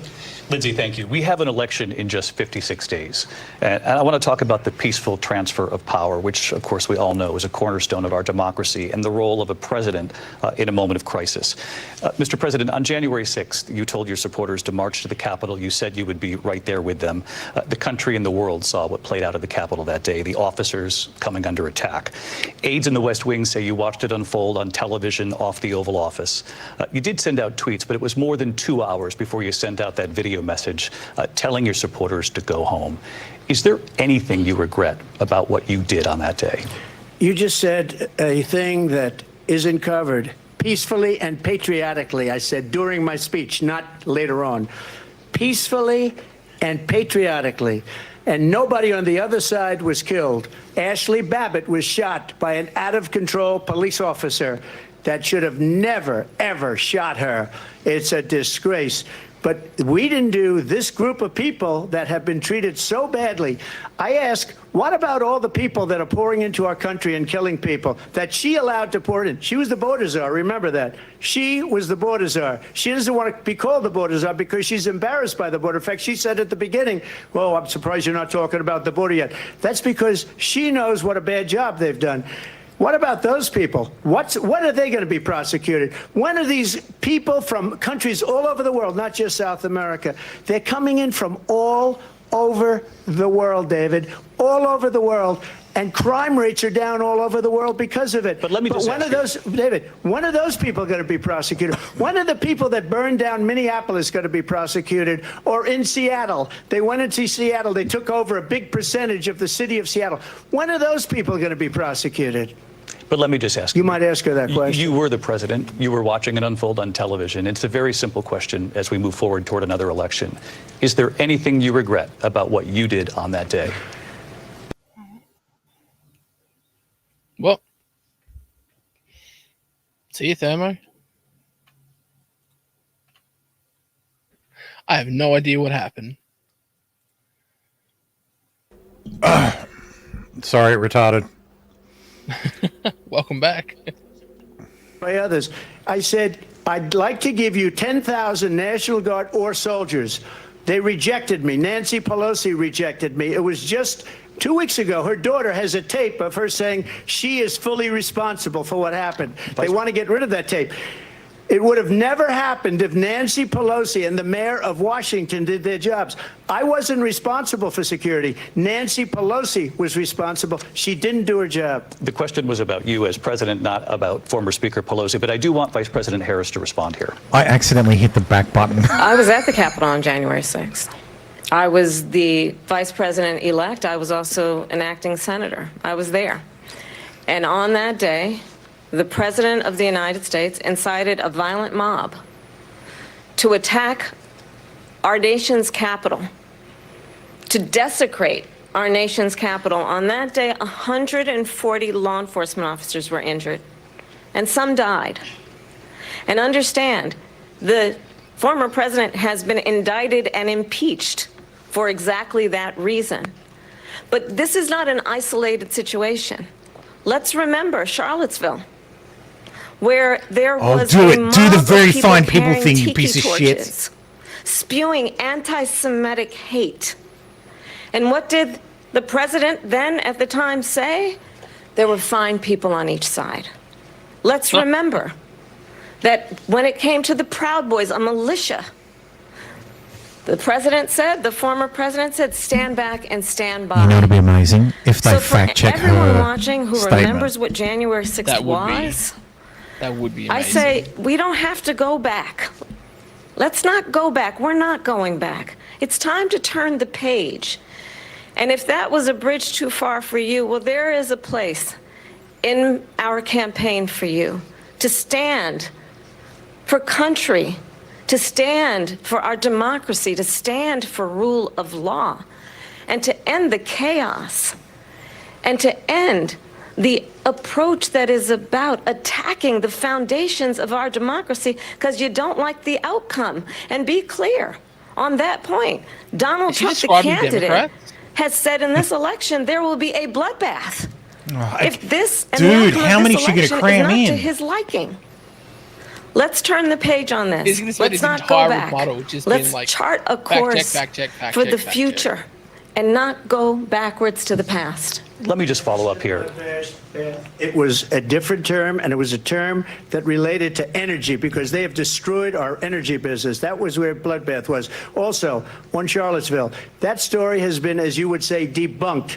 Laura Ingraham, Sean Hannity, Jesse, all of these people, they covered it. If they go an extra sentence, they will see it was perfect. It was debunked in almost every newspaper, but they still bring it up, just like they bring 2025 up. They bring all of this stuff up. I ask you this, you talk about the Capitol. Why are we allowing these millions of people to come through on the southern border? How come she's not doing anything? And I'll tell you what I would do, and I would be very proud to do it. I would say we would both leave this debate right now. I'd like to see her go down to Washington, D.C. during this debate because we're wasting a lot of time. Go down to, because she's been so bad, it's so ridiculous. Go down to Washington, D.C. and let her sign a bill to close up the border because they have the right to do it. They don't need bills. They have the right to do it. The President of the United States, you'll get him out of bed, you'll wake him up at 4 o'clock in the afternoon, you'll say, come on down to the office, let's sign a bill. If he signs a bill that the border is closed, all he has to do is say it to the Border Patrol, who are phenomenal. If they do that, the border is closed. Mr. Those President, people are killing many people, unlike J6. We talked immigration here tonight. I do want to focus on this next issue to both of you because it really brings us this into focus, truth in these times that we're living in. Mr. President, for 3.5 years after you lost the 2020 election, you repeatedly Don't take that bite. Don't take that bite. Many times saying you won in a landslide. In the past couple of weeks leading up to this debate, you have said, quote, you lost by a whisker, that you, quote, didn't quite make it, that you came up a little bit short. I said that? Are you now acknowledging that you lost in 2020? No, I don't acknowledge that at all. But I you said did that say that. sarcastically. You know that. It was said, oh, we lost by a whisker. That was said sarcastically. Look, there's so much proof. All you have to do is look at it. And they should have sent it back to the legislatures for approval. I got almost 75 million votes, the most votes any sitting president has ever gotten. I was told if I got 63, which was what I got in 2016, you can't be beaten. The election, people should never be thinking about an election as fraudulent. We need two things. We need walls. And we have to have it. We have to have borders. And we have to have good elections. Our elections are bad. And a lot of these illegal immigrants coming in, they're trying to get them to vote. They can't even speak English. They don't even know what country they're in practically. And these people are trying to get them to vote. And that's why they're allowing them to come into our country. I did watch all of these pieces of video. I didn't detect the sarcasm, lost by a whisker. We didn't quite make it. And we should just point out here as clarification, and you know this, you and your allies, 60 cases in front of many judges, many of them Republican. No judge looked at it. And said they said no we didn't have standing. That's the other thing. That's true. They said we didn't have standing, a technicality. Can you imagine a system where a person in an election doesn't have standing? The President of the United States doesn't have standing. That's how we lost. If you look at the facts, and I'd love to have you do a special on it, I'll show you Georgia, and I'll show you Wisconsin, and I'll show you Pennsylvania, and I'll show you. We have so many facts and statistics, but you know what? That doesn't matter because we have to solve the problem that we have right now. That's old news. And the problem that we have right now is we have a nation in decline, and they have put it into decline. We have a nation that is dying, David. You might even say we need to pull up. Vice President Harris, you heard the president there tonight. He said he didn't say that he lost by a whisker. So he still believes he did not lose the election that was won by President Biden and yourself. But I do want to ask you about something that's come up in the last couple of days. This was a post from President Trump about this upcoming election just weeks away. He said, when I win, those people who cheated, and then he lists donors, voters, election officials, he says will be prosecuted to the fullest extent of the law, which will include long-term prison sentences. One of your campaign's top lawyers responded saying, we won't let Donald Trump intimidate us. We won't let him suppress the vote. Is that what you believe he's trying to do here? Donald Trump was fired by 81 million people. So let's be clear about that. And clearly he is having a very difficult time processing that. But we cannot afford to have a president of the United States who attempts, as he did in the past, to upend the will of the voters in a free and fair election. And I'm going to tell you that I have traveled the world as Vice President of the United States, and world leaders are laughing at Donald Trump. I have talked with military leaders, some of whom worked with you, and they say you're a disgrace.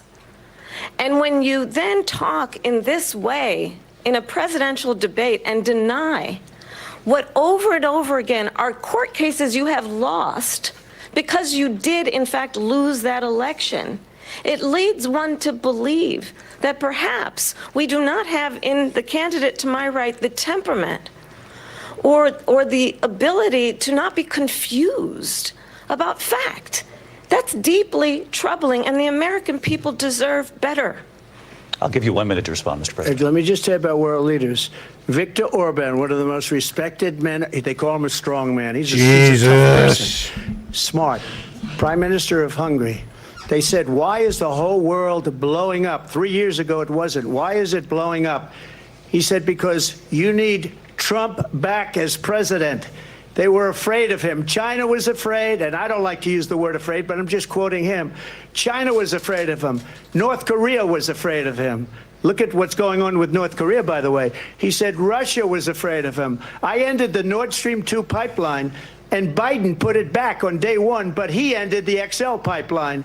The XL pipeline in our country, he ended that. But he let the Russians build a pipeline going all over Europe and heading into Germany, the biggest pipeline in the world.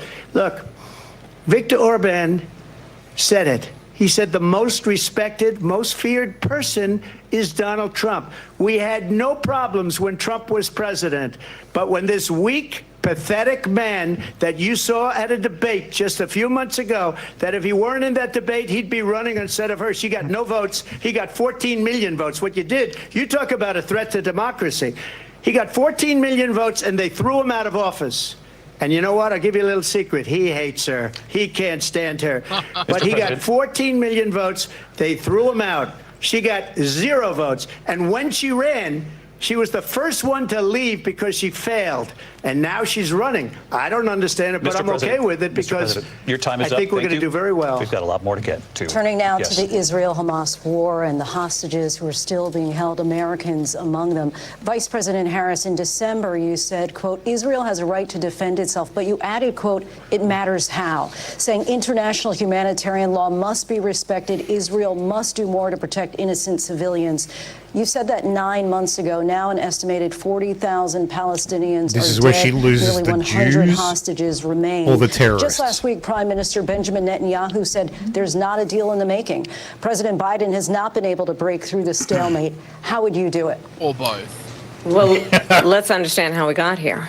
On October 7, Hamas, a terrorist organization, slaughtered 1,200 Israelis. Many of them young people who were simply attending a concert. Women were horribly raped. And so absolutely, I said then, I say now, Israel has a right to defend itself. We would. And how it does so matters. Because it is also true, far too many innocent Palestinians have been killed. Children, mothers. What we know is that this war must end. It must end immediately, and the way it will end is we need a ceasefire deal and we need the hostages out. And so we will continue to work around the clock on that. Work around the clock, also understanding that we must chart a course for a two-state solution. And in that solution, there must be security for the Israeli people and Israel, and in equal measure for the Palestinians. But the one thing I will assure you always, I will always give Israel the ability to defend itself, in particular as it relates to Iran and any threat that Iran and its proxies pose to Israel.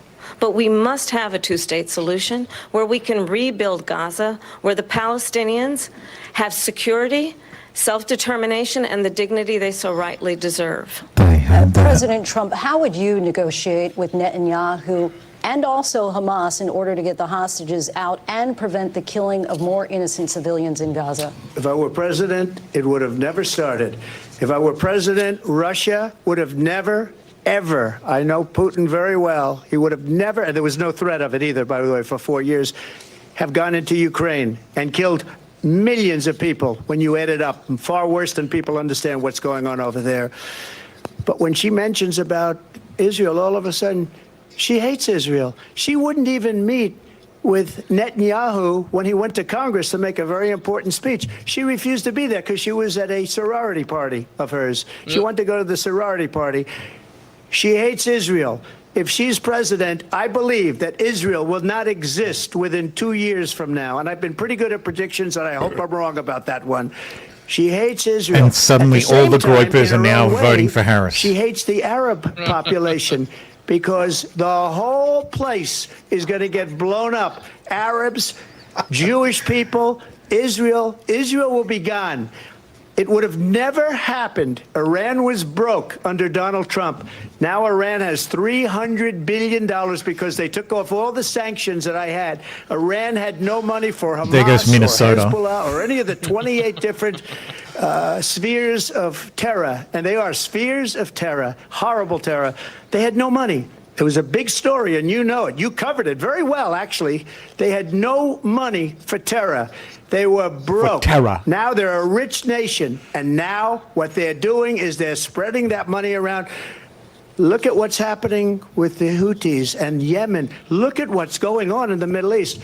This would have never happened. I will get that settled and fast, and I'll get the war with Ukraine and Russia ended.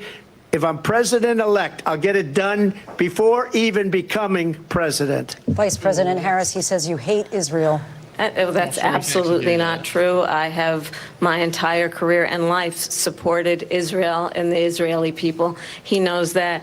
He's trying to, again, divide and distract from the reality, which is it is very well known that Donald Trump is weak and wrong on national security and foreign policy. It is well known that he admires dictators, wants to be a dictator on day one, according to himself. It is well known that he said of Putin that he can do whatever the hell he wants and go into Ukraine. It is well known that he said when Russia went into Ukraine, it was brilliant. It is well known he exchanged love letters with Kim Jong-un. And it is absolutely well known that these dictators and autocrats are rooting for you to be president again because they're so clear. They can manipulate you with flattery and favors. And that is why so many military leaders who you have worked with have told me you are a disgrace. That is why we understand that we have to have a president who is not consistently weak and wrong on national security, including the importance of upholding and respecting in highest regard our military. Vice President Harris, thank you. They're the ones, and she's the one that caused it, that's weak on national security by allowing every nation last month for the year, 168 different countries sending people into our country. Their crime rates are way down. Putin endorsed her last week, said, I hope she wins. And I think he meant it, because what he's gotten away with is absolutely incredible. It wouldn't have happened with me. The leaders of other countries think that they're weak and incompetent, and they are. They're grossly incompetent.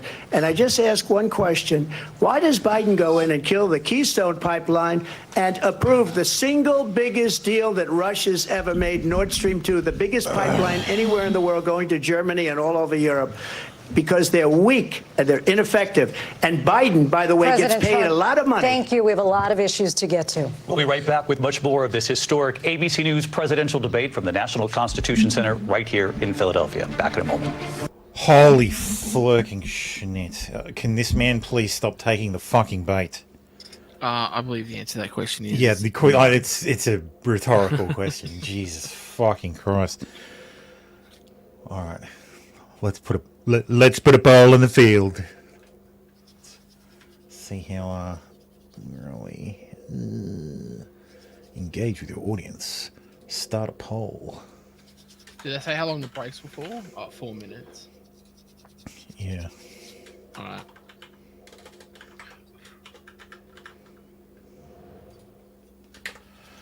Our very scientific poll. Let's see, chat. So you will see a poll asking who's winning. So let's see. We'll leave it open for till we return from the break. I guess they're going for some sort of in between where the moderators don't fully engage, but they sort of kind of correct and have sort of little bits. So it's not the full CNN, but it's also not the full Chris Wallace. I do think the whole, like, if Trump elucidated his arguments better, it would be all the better for it. But like, and not get baited. Yeah, not get baited every fucking. And it's so obvious. Like, the bait was so obvious, and he took it every fucking time. It's just, God. Like, the second she mentioned crowd size, I'm like, no, you, like, it was the Jurassic Park, ooh, clever girl. Like, because that's how you knock him off. Mention his hands, debate size, like, number of votes he got, like anything that makes him seem like less than, Weaker, and it just, lesser, yeah, and it really does. It throws him off. It throws him off so quickly, and yeah, he jumps for it every time. It's so fucking annoying. Fallen Preacher says, I said it earlier, it's like 5th graders' first debate running. Yeah. I don't know 5G chess. He's only pretending to fall for the bait. 5D, yeah, I figured. But yeah, it's so easy. Like, the foreign policy thing is so easy. How many wars were started when I was president? None. When Biden, I don't have enough fingers on my hands. Next question. They didn't fact check Kamala even once, even on shit their networkers agree was false. Yeah, then the only thing they really fact checked Trump on was hey, yeah, you lost the election. You even said. So. I honestly think they were about to fact check Kamala on the verifying thing. I got a feeling they were going to do that too, but I don't know. Kind of Trump all over it. Jumped all over it, yeah. Yeah. Damn you, NBC! You're ruining my weekend show. You're showing my viewers all the fucking news stories.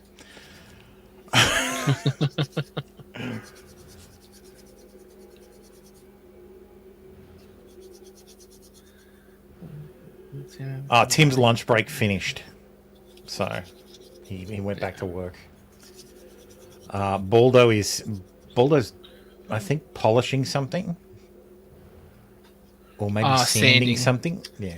Sorry, I didn't realize it was picking it up. Oh no, it's fine. We don't hear it it's only when it's muted. So, let's I'll end the poll and we'll see where we are. So, I'm sanding leather, by the way. Edges. Final results so far: 57% say Trump is winning, 42 say Kamala's winning. Few minutes, join us for an analysis of tonight's key moments. Our team will break down how it could shake up the final sprint to Election Day. For now, though, let's go back to the debate live in Philadelphia. Live from the National Constitution Center in Philadelphia, Pennsylvania. Here again, David Muir and Lindsay Davis. I wonder how far away from historic Kensington ABC Street that News is. presidential debate tonight. We're going to continue here, and I want to turn to the war in Ukraine. We're now 2.5 years into this conflict. Mr. President, it has Would have been the never position of the happened. Biden Never happened if I was that president. we must defend Ukraine And I would from end it Russia, straight from away. Vladimir Putin, to defend their sovereignty, their democracy, that it's in America's best interest to do so, arguing that if Putin wins, he may be emboldened to move even further into other countries. You have said you would solve this war in 24 hours. You said so just before the break tonight. Yeah. How exactly would you do that? And I want I'd to ask make you a a call very and tell simple him to knock question that shit tonight. off, and he'd Do be you like, want okay. Ukraine to win this war? I want the war to stop. I want to save lives.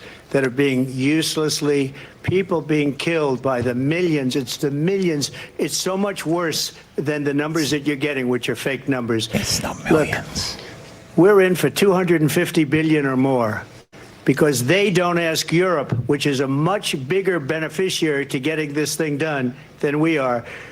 They're in for $150 billion less because Biden and you don't have the courage to ask Europe like I did with NATO.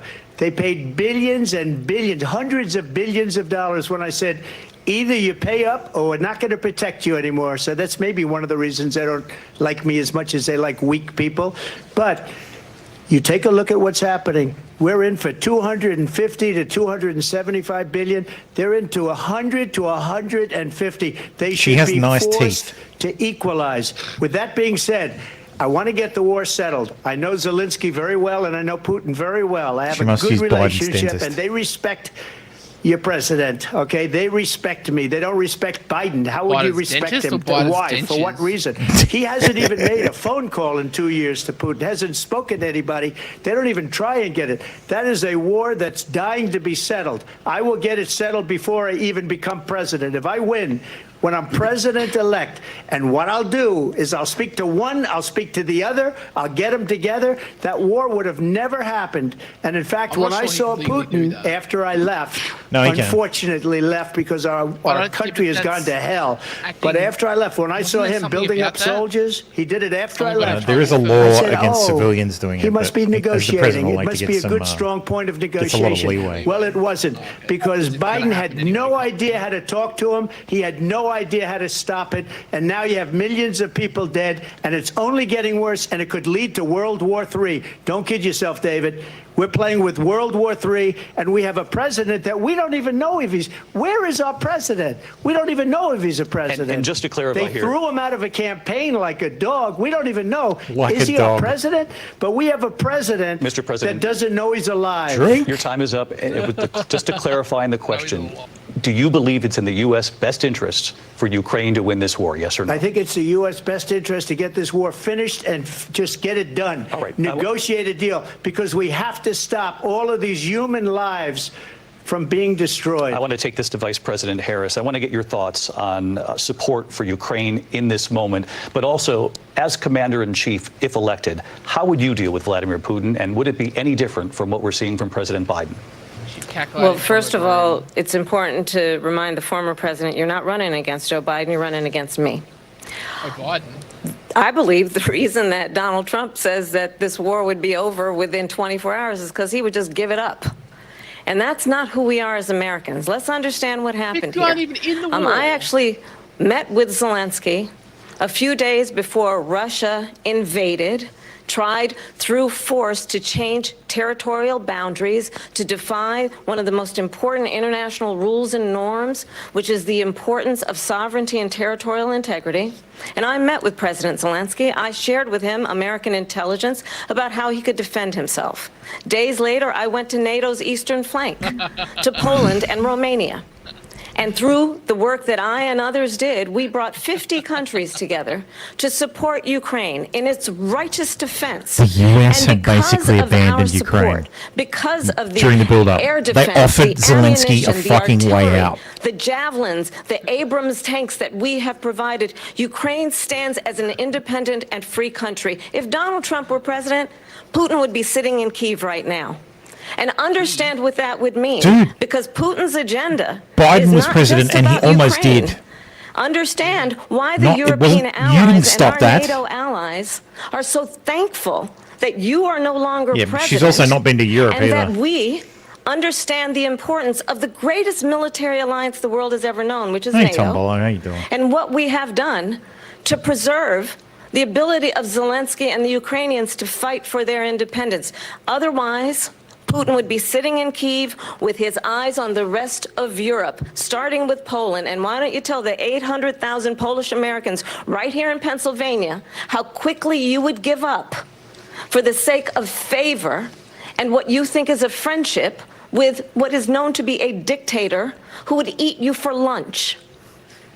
Vice President Harris, thank you. We've heard from both of you on Ukraine tonight. Afghanistan came up in the last hour. I wanted her to respond to something you said earlier, and I'll give you a minute here. Putin would be sitting in Moscow, and he wouldn't have lost 300,000 men and women, but he would have been sitting in Moscow. Quiet, please.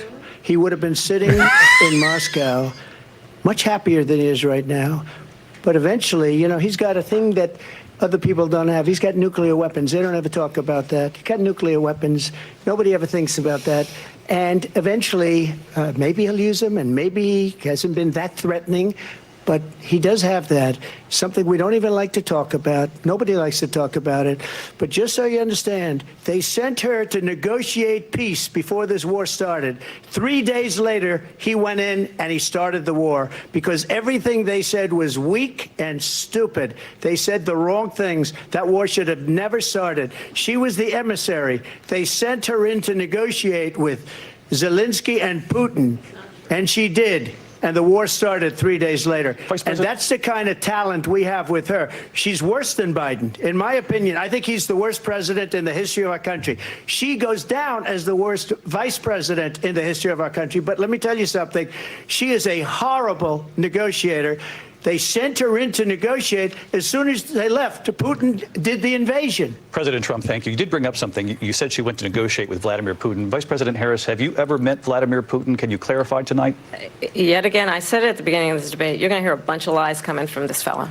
And that is another one. When I went to meet with President Zelensky, I've now met with him over 5 times.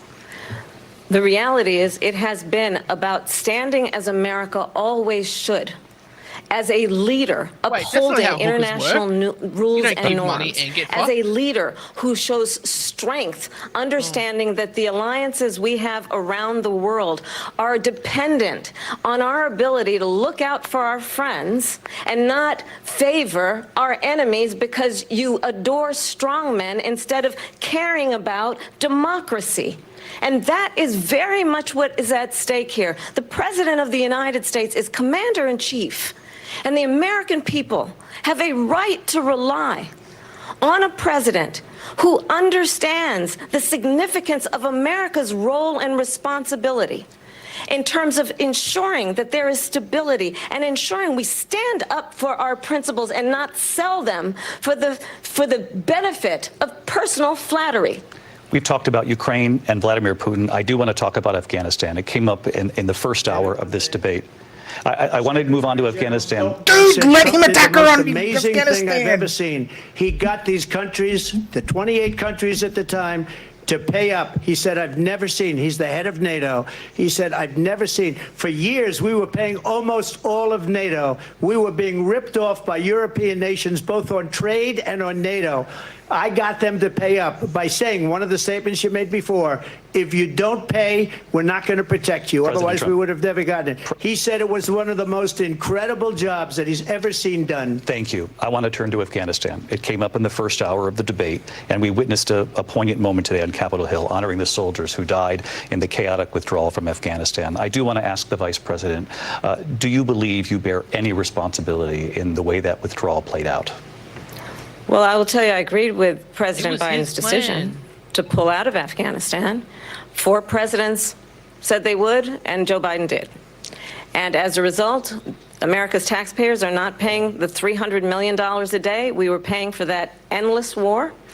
And as of today, there is not one member of the United States military who is in active duty in a combat zone in any war zone around the world, the first time this century. But let's understand how we got to where we are. That's Donald Trump, when he was president, negotiated one of the weakest deals you can imagine. He calls himself a deal maker. Even his national security advisor said it was a weak, terrible deal. And here's how it went down. He bypassed the Afghan government.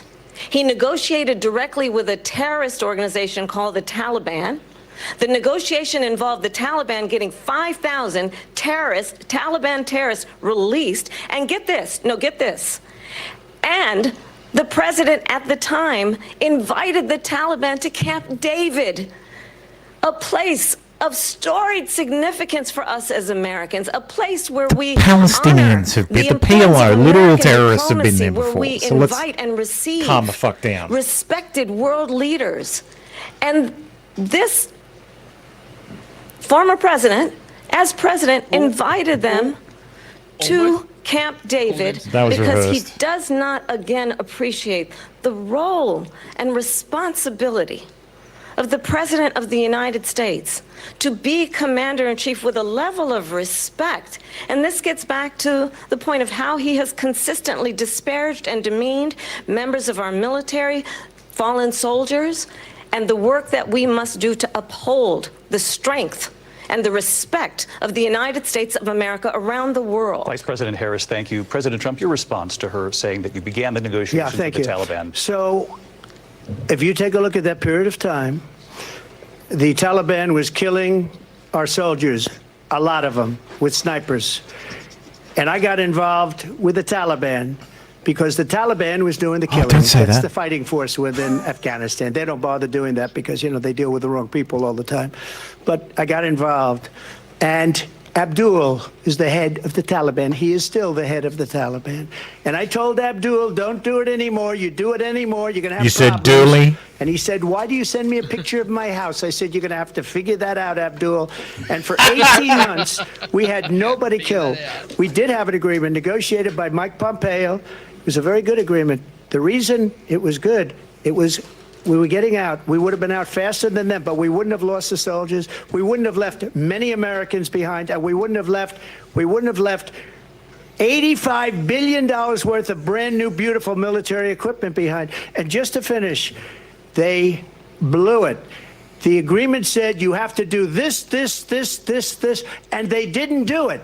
They didn't do it. The agreement was terminated by us because they didn't do what they were supposed to do. I want to move on. And these people did the worst withdrawal and, in my opinion, the most embarrassing moment in the history of our country. And by the way, that's why Russia attacked Ukraine, because they saw how incompetent she and her boss are. President Trump, thank you. I want to move on now to race and politics in this country. Mr. President, you recently said of Vice President Harris, quote, I didn't know she was black until a number of years ago when she happened to turn black, and now she wants to be known as black. I want to ask a bigger picture question here tonight. Why do you believe it's appropriate to weigh in on the racial identity of your opponent? I don't, and I don't care. I don't care what she is. I don't care. You make a big deal out of something. I couldn't care less. Whatever she wants to be is okay with me. But those were your words, so I'm asking. I don't know. I mean, all I can say is I read where she was not black, that she put out, and I'll say that. What? And then I read that she was black, and that's okay. Either one was okay with me. That's up to her. That's up to her. Vice President Harris, your thoughts on this? I'm not going to dignify that. I think it's, I mean, honestly, I think it's a tragedy that we have someone who wants to be president who has consistently, over the course of his career, attempted to use race to divide the American people.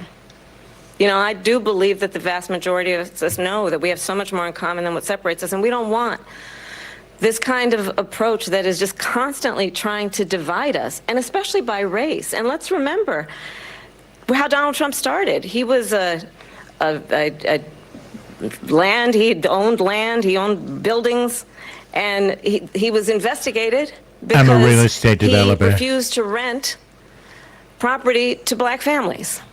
Let's remember, this is the same individual who took out a full-page ad in the New York Times calling for the execution of 5 young black and Latino boys who were innocent, the Central Park 5.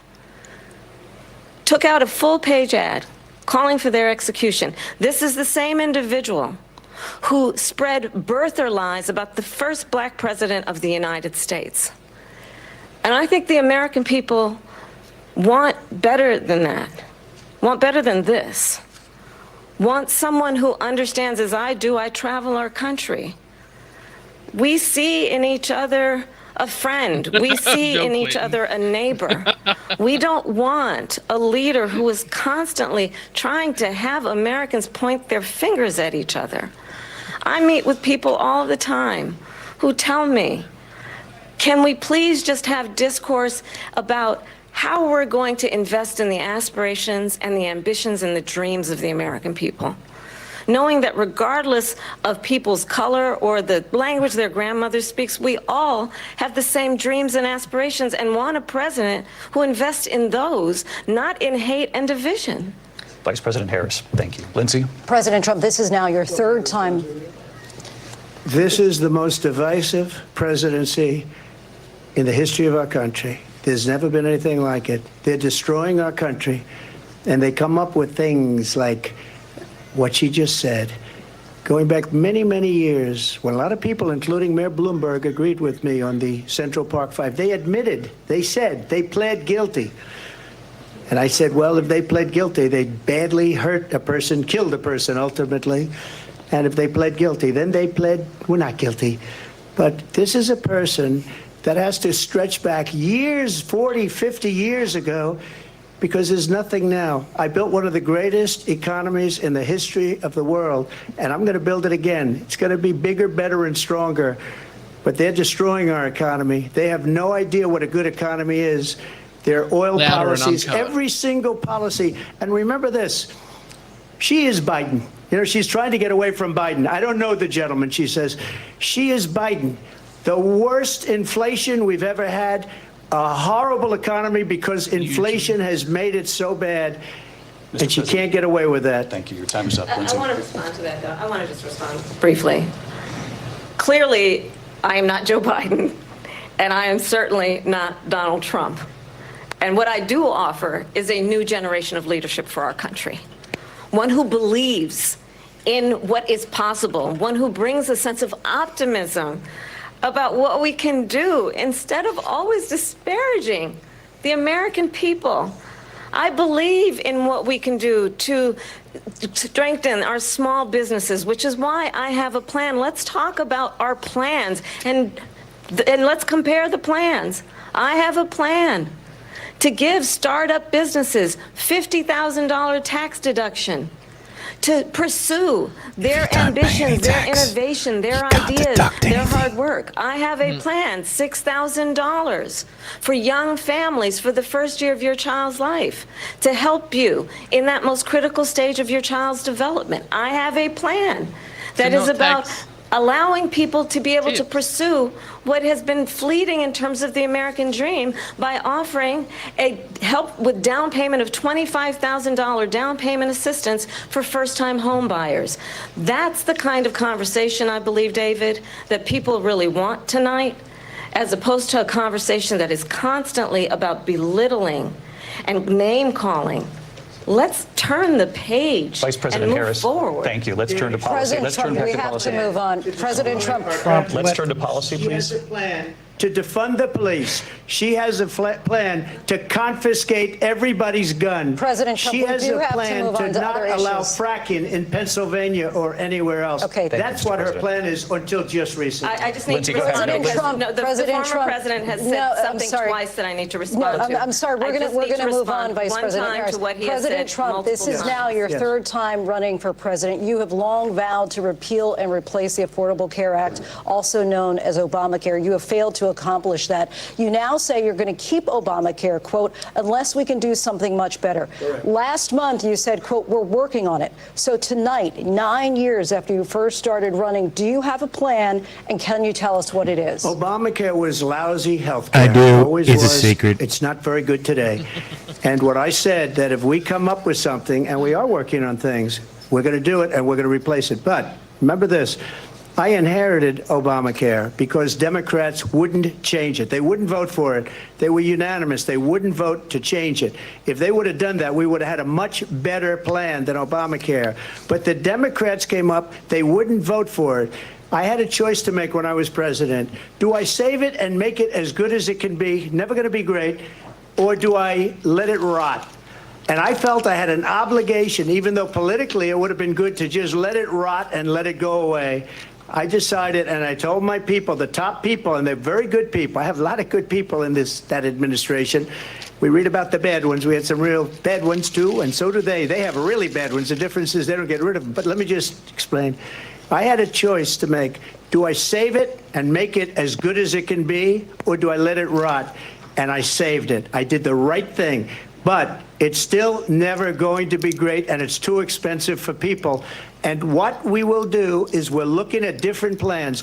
If we can come up with a plan that's going to cost our people, our population, less money and be better health care than Obamacare, then I would absolutely do it. But until then, I'd run it as good as it can be run. So just a yes or no, you still do not have a plan? I have concepts of a plan. I'm not president right now.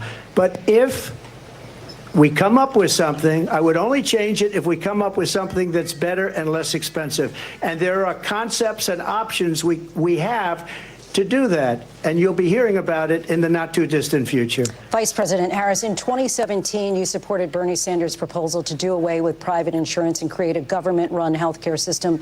2 years later, you proposed a plan that included a private insurance option. What is your plan today?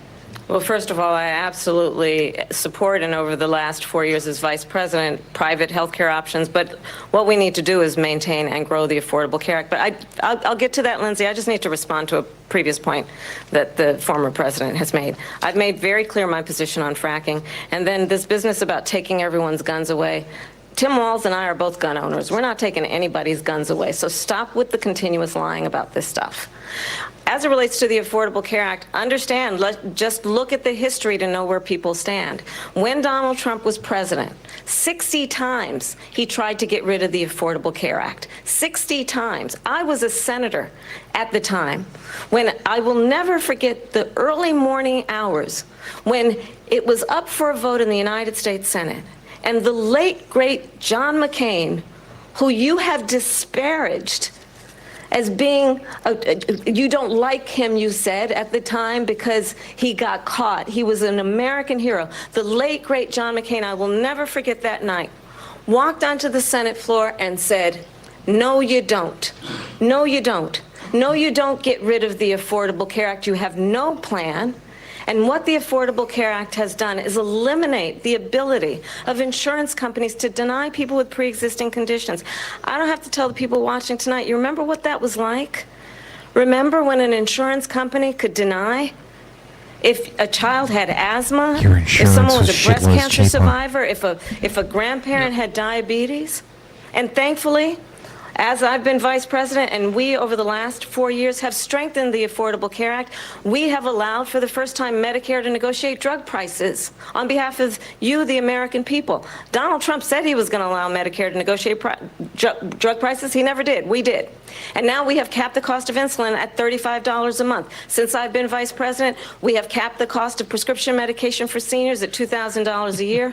And when I am president, we will do that for all people, understanding that the value I bring to this is that access to health care should be a right and not just a privilege of those who can afford it. And the plan has to be to strengthen the Affordable Care Act, not get rid of it. Vice President Harris, in terms of where Donald Trump stands on that. I want to move to an issue that's important for a lot of... You made a mistake. Number one, John McCain fought Obamacare for 10 years. But it wasn't only him. It were all of the Democrats that kept it going. And you know what? We can do much better than Obamacare, much less money. But she won't improve private insurance for people, private medical insurance. That's another thing she doesn't want to get. People are paying privately for insurance that have worked hard and made money, and they want to have private. She wants everybody to be on government insurance where you wait 6 months for an operation that you need immediately. President Trump, thank you. We have another issue that we'd like to get to that's important for a number of Americans, in particular younger voters, and that's climate change. President Trump, with regard to the environment, you say that we have to have clean air and clean water. Vice President Harris, you call climate change an existential threat. The question to you both tonight is, what would you do to fight climate change? And Vice President Harris, we'll start with you. 1 minute for you each. Well, the former president had said the climate change is a hoax. And what we know is that it is very real. You ask anyone who lives in a state who has experienced these extreme weather occurrences who now is either being denied home insurance or it's being jacked up. You ask anybody who has been the victim of what that means in terms of losing their home, having nowhere to go. We know that we can actually deal with this issue. The young people of America care deeply about this issue. And I am proud that as Vice President over the last 4 years, we have invested $1 trillion in a clean energy economy while we have also increased domestic gas production to historic levels. We have created over 800,000 new manufacturing jobs while I have been vice president. We have invested in clean energy to the point that we are opening up factories around the world. Donald Trump said he was going to create manufacturing jobs. He lost manufacturing jobs. And I'm also proud to have the endorsement of the United Auto Workers and Sean Fain, who also know that a Democrat has the endorsement of the auto workers. includes Unions, in what? American-made products, American automobiles. It includes growing what we can do around American manufacturing and opening up auto plants, not closing them like happened under Donald Trump. Vice President Harris, thank you. That didn't happen under Donald Trump. Let me just tell you, they lost 10,000 manufacturing jobs this last month. It's going, they're all leaving. They're building big auto plants in Mexico, in many cases owned by China. They're building these massive plants, and they think they're going to sell their cars into the United States because of these people. What they have given to China is unbelievable. But we're not going to let that. We'll put tariffs on those cars so they can't come into our country, because they will kill the United Auto Workers and any auto worker, whether it's in Detroit or South Carolina or any other place. What they've done to business and manufacturing in this country is horrible. We have nothing because they refuse. You know, Biden doesn't go after people because supposedly China paid him millions of dollars. He's afraid to do it. Between him and his son, they get all this money from Ukraine. They get all this money from all of these different countries. And then you wonder, why is he so loyal to this one, that one, Ukraine, China? Why is he? Why did he get $3.5 million from the mayor of Moscow's wife? Why did she pay him $3.5 million? This is a crooked administration, and they're selling our country down the tubes. President Trump, thank you. Thank you. We'll be right back with closing statements from both of our candidates. An historic night, this ABC News presidential debate from Philadelphia. Oh, praise Christ. I'm going to end the last poll. So the last poll was whether the debate moderators were fair or not. It was sitting at fair for a while. It's now 57-43 not fair. I think they've been fair enough. I'd say mostly fair. I've said, yeah, mostly fair. The number of Republican influencers who are like, oh, who are like, this is outrageous. This is the worst debate moderation ever. It's like, really, this is worse than 50% of the debate. Chris Wallace arguing with Trump. Like, come on. No. Fucking ridiculous. I'm going to run upstairs for a minute. Wish I could do that. My bladder is approaching its limit.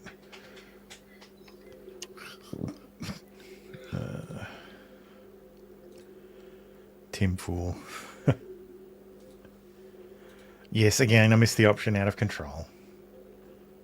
But they are in control. They are moving from top. They are enforcing the time restrictions fairly well. Trump's obeying the time constraints. He's not talking out of turn, like he's talking in between. So when they're cutting over from one to the other. My wife just sent me a message that said, my mic sounds fuzzy. Hey, doll. Love you.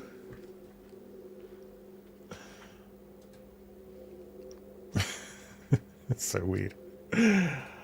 Yeah, I think the moderators have been fair. I don't know what these people are fucking talking about. She said, yes, it sounds fuzzy. Chat, does my mic sound fuzzy? I don't think it sounds fuzzy. I'm not hearing it back in.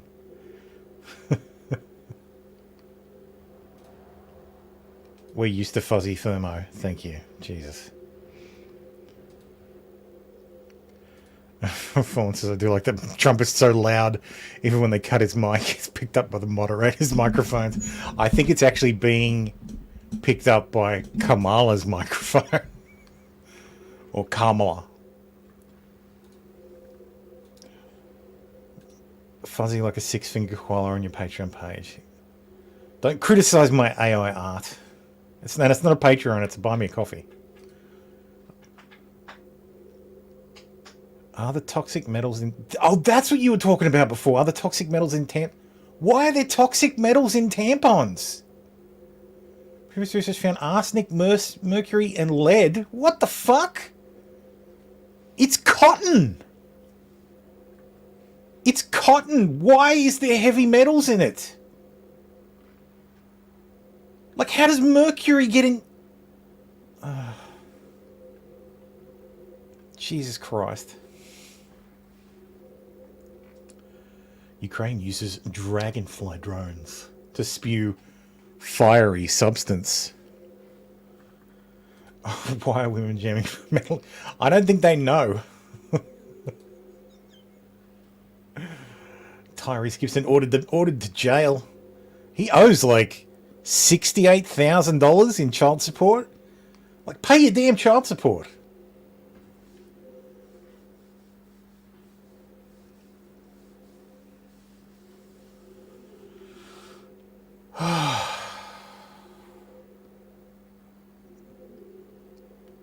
More than any. Trump pushes baseless claim about immigrants eating the pets.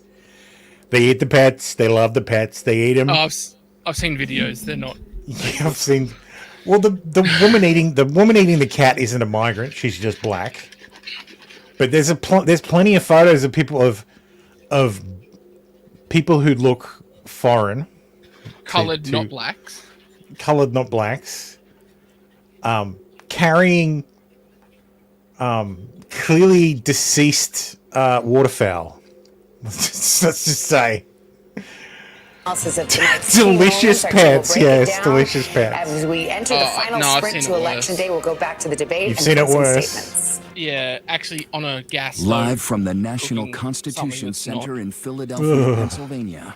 That's not before that line on the Peter ad. And Lindsay Davis. Dubious Welcome back tonight. Americanicity. The time has come for closing statements, and Vice President Harris, we begin with you. So I think you've heard tonight two very different visions for our country. One that is focused on the future, and the other that is focused on the past, and an attempt to take us backward. But we're not going back. And I do believe that the American people know we all have so much more in common than what separates us. And we can chart a new way forward. And a vision of that includes having a plan, understanding the aspirations, the dreams, the hopes, the ambition of the American people, which is why I intend to create an opportunity economy, investing in small businesses, in new families, in what we can do around protecting seniors, what we can do that is about giving hardworking folks a break and bringing down the cost of living.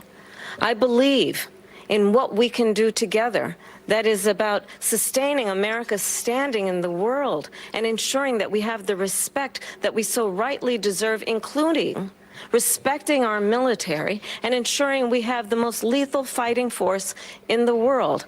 I will be a president that will protect our fundamental rights and freedoms, including the right of a woman to make decisions about her own body and not have her government tell her what to do. I'll tell you, I started my career as a prosecutor. I was a DA, I was an attorney general, a United States senator, and now vice president. I've only had one client, the people. And I'll tell you, as a prosecutor, I never asked a victim or a witness, are you a Republican or a Democrat? The only thing I ever asked them, are you okay? And that's the kind of president we need right now. Someone who cares about you and is not putting themselves first.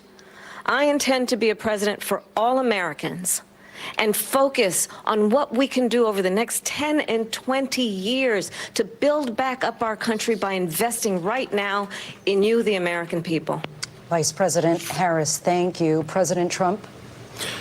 So she just started by saying she's going to do this, she's going to do that, she's going to do all these wonderful things. Why hasn't she done it?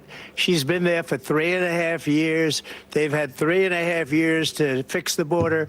They've had 3.5 years to create jobs and all the things we talked about. Why hasn't she done it? She should leave right now, go down to that beautiful White House, go to the Capitol, get everyone together and do the things you want to do, but you haven't done it and you won't do it because you believe in things that the American people don't believe in. You believe in things like we're not going to frack. We're not going to take fossil fuel. We're not going to do things that are going to make this country strong, whether you like it or not. Germany tried that, and within 1 year, they were back to building normal energy plants. We're not ready for it. We can't sacrifice our country for the sake of bad vision. But I just ask one simple question. Why didn't she do it? We're a failing nation.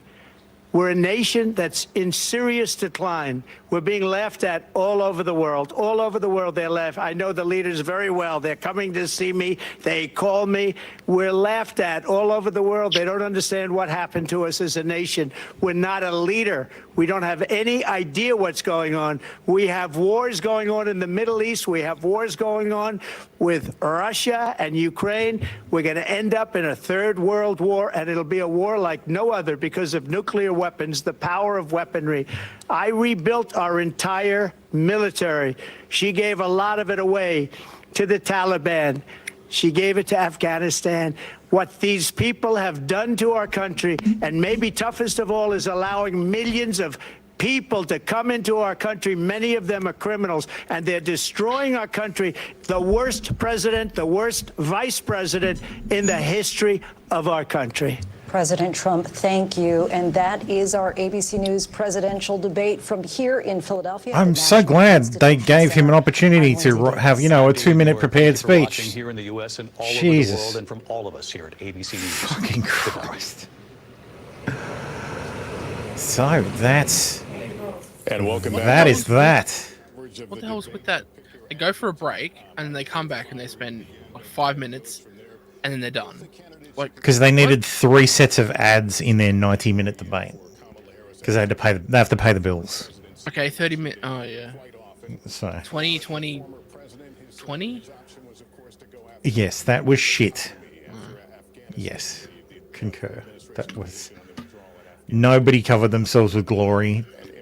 Yeah, I think that changed nobody's mind. No. That did nothing.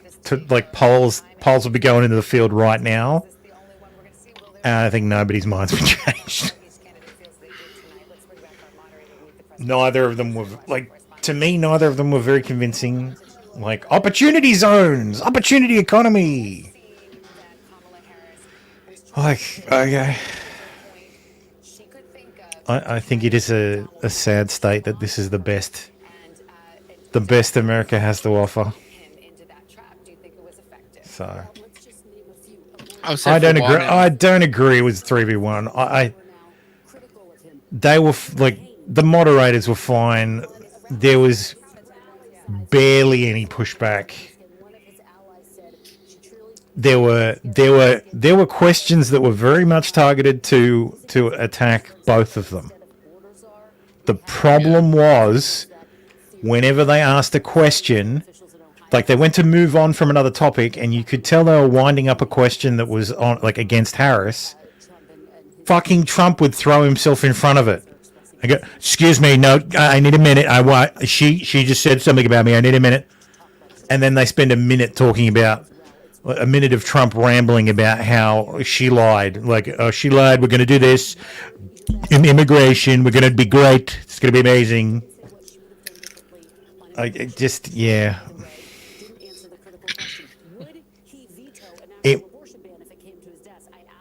It was fair enough. It was about as fair as you can expect from a debate moderator in 2024. Trump was his worst enemy on this one. Yeah, Trump. I don't think Trump did not do well. No. So Harris, but he didn't completely implode. Harris didn't word salad her way through it, so I guess that's a victory for her. the Afghan segment wasn't the slam dunk you guys thought it'd be. Yeah, look, and that's the thing. So this is the thing. The reason you prepare, like when you prepare for a debate, you look at how the narrative is framing, and you look at that narrative, and you go, okay, well, what questions am I going to be asked? How are they going to be framed, and what's going to be my response? Like the race question, the like, oh, you know, you've brought up Kamala's race, blah blah blah.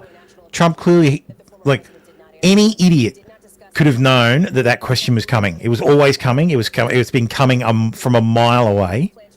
Yeah. He didn't have an answer. He was like, did I say that? Oh, I just saw this. That's not a rehearsed answer. Like, this is why you prepare for a debate. This is why, you know, Biden spent a month to come up with beat Medicare, and Harris spent a week practicing standing behind a podium and answering questions. And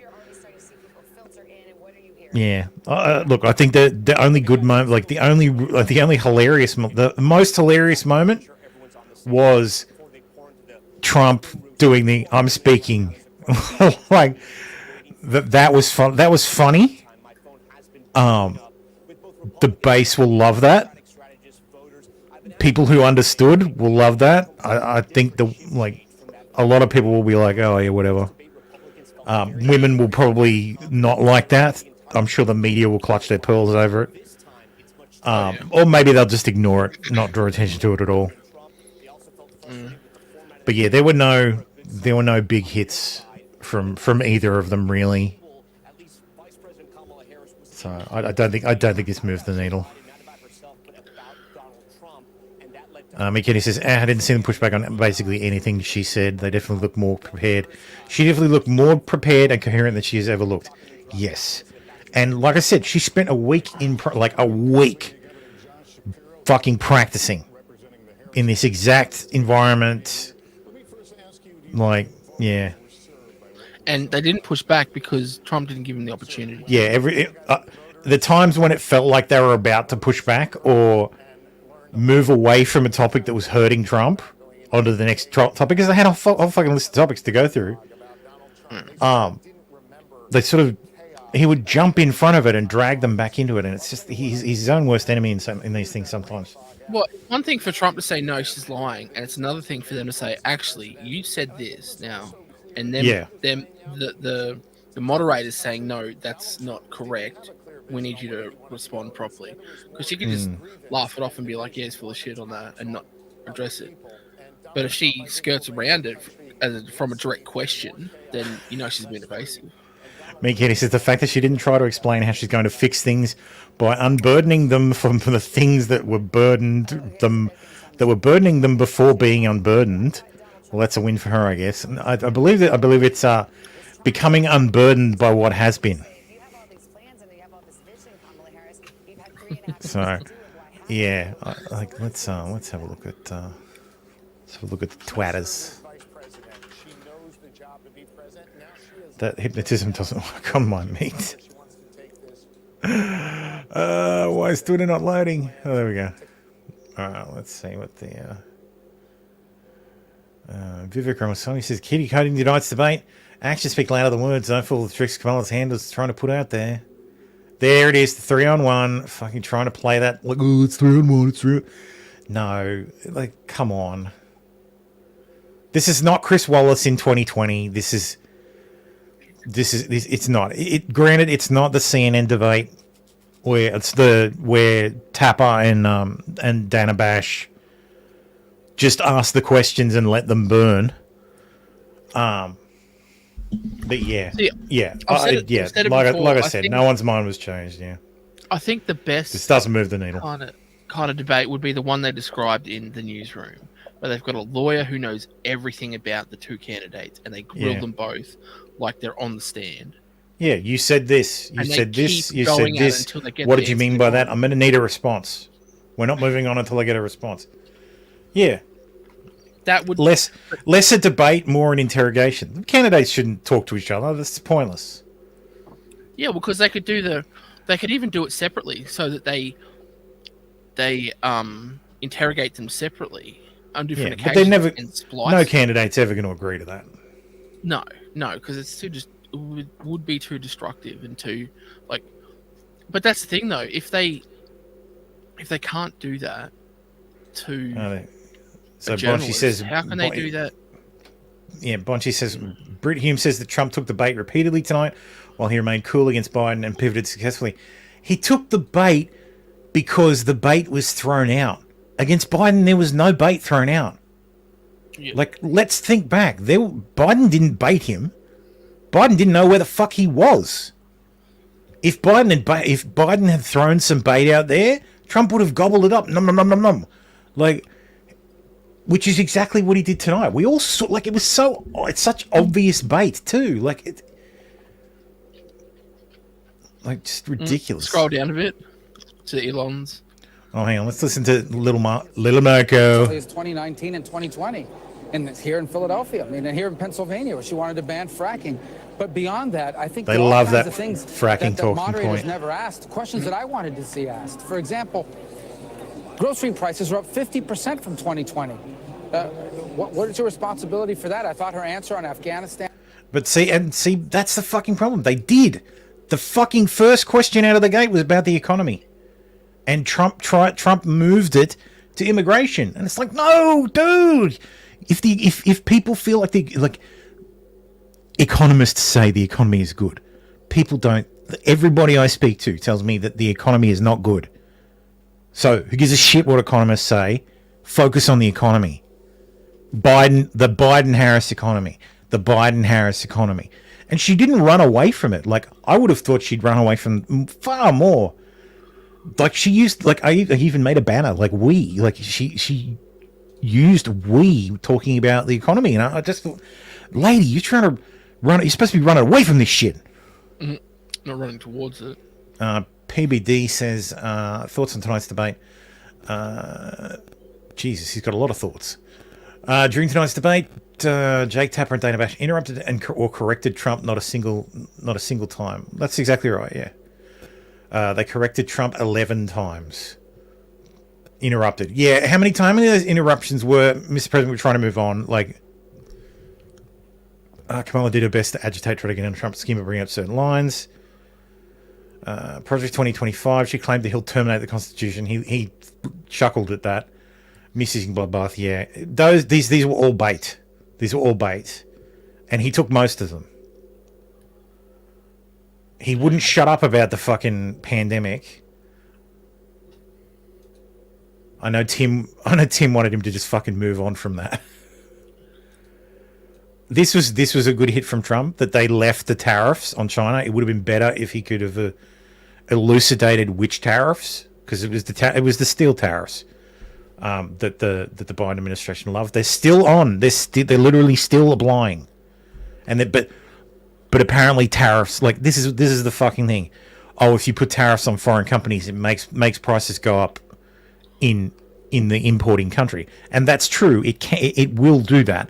But the whole point is it makes it more expensive for domestic. It makes it more expensive for domestic manufacturers to import the products.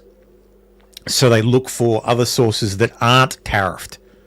So they stop buying Chinese steel and they start buying Japanese steel, or they start buying Vietnamese steel, or they start buying domestic steel, which is what you actually want. Yeah. So it's meant to give an edge, a competitive edge to domestic manufacturing. You know, like Australia and our 10% tariff on imported vehicles, which is meant to, you know, give a economic advantage to our huge local car industry that doesn't exist. Trump failed on the abortion. Trump failed, in my honest opinion, on the abortion issue because they kept going back and forth on the woman's body. He didn't take a chance to talk about the baby's life. Yeah, I thought that was a bad opportunity. He didn't. The yes, I would veto the bill was a slam dunk. I don't know why he runs away from what he thinks, like what he says he believes.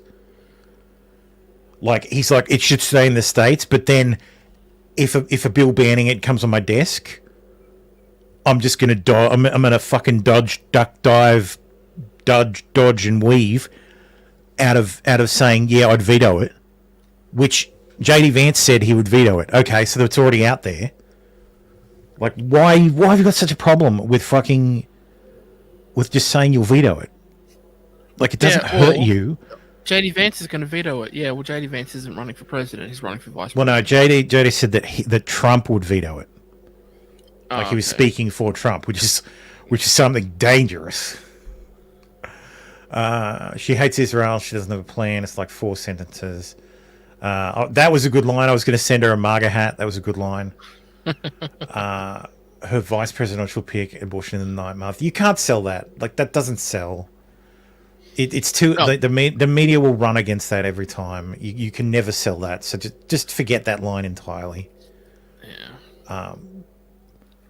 Her boss spends most. That's a good line too. But again, she's not. Again, I just want to point out, Kamala, I'm not Joe Biden. Like, she's not Joe Biden. Like,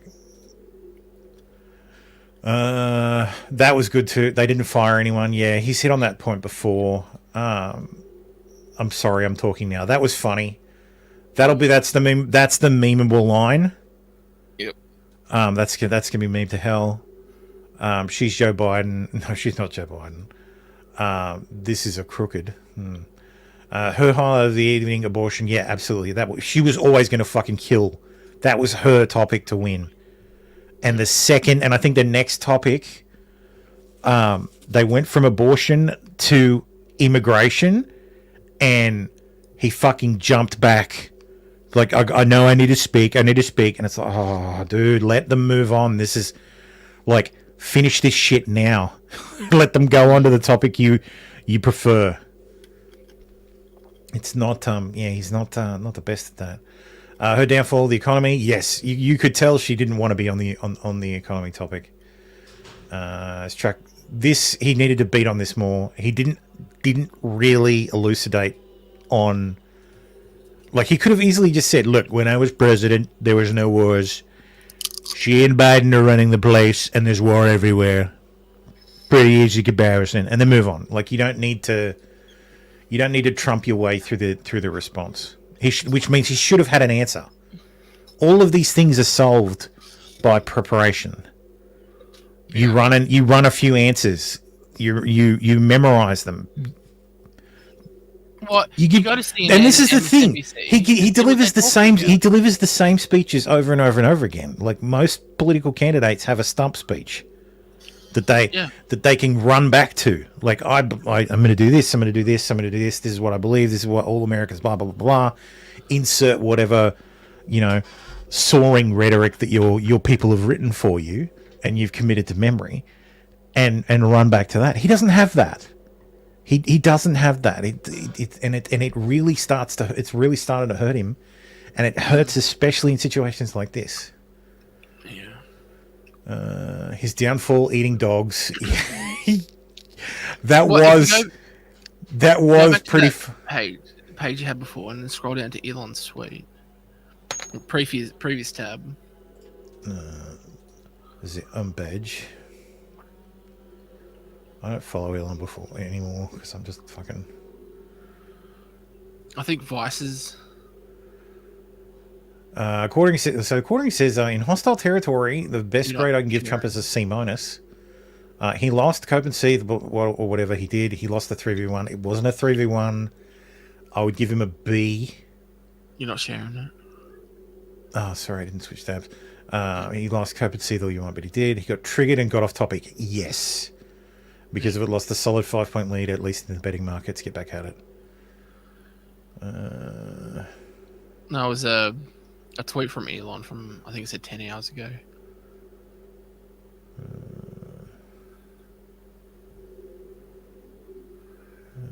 Everyone should put it. Fuck off. For God's sakes, like, Republicans can really be a bunch of absolute little bitch fucking crybabies, man. Like, ooh, this is an in-kind donation. Fuck right off.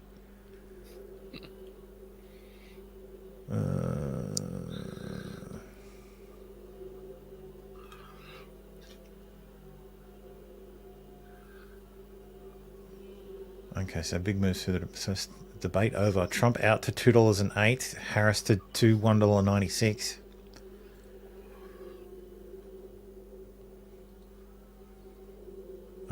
Place everything. It's election day. Passed out. How's the Trump debate with ABC going?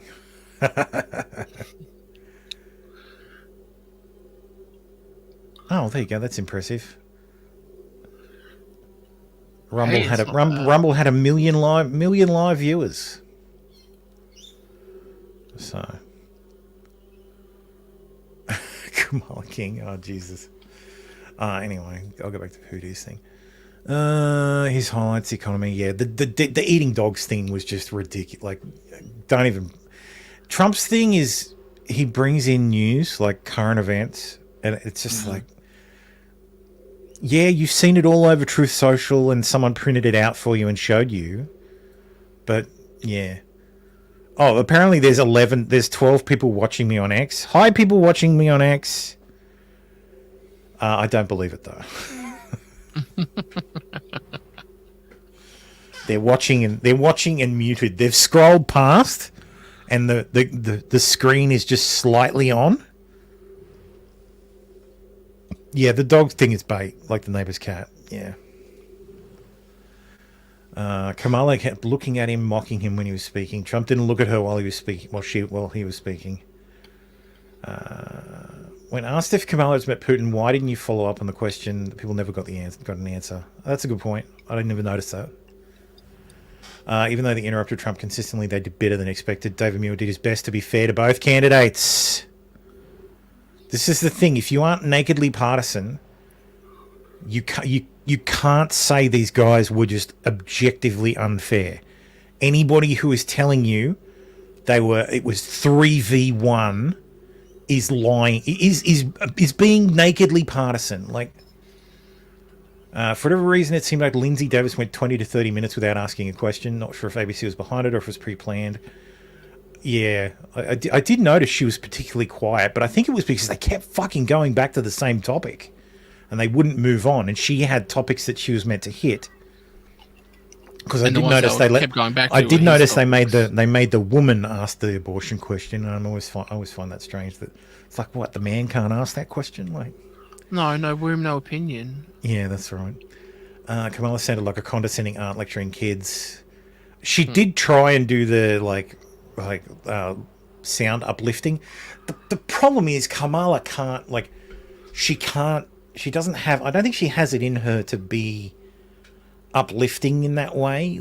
She's more like if she did become president, she'd be more like the comforter in chief.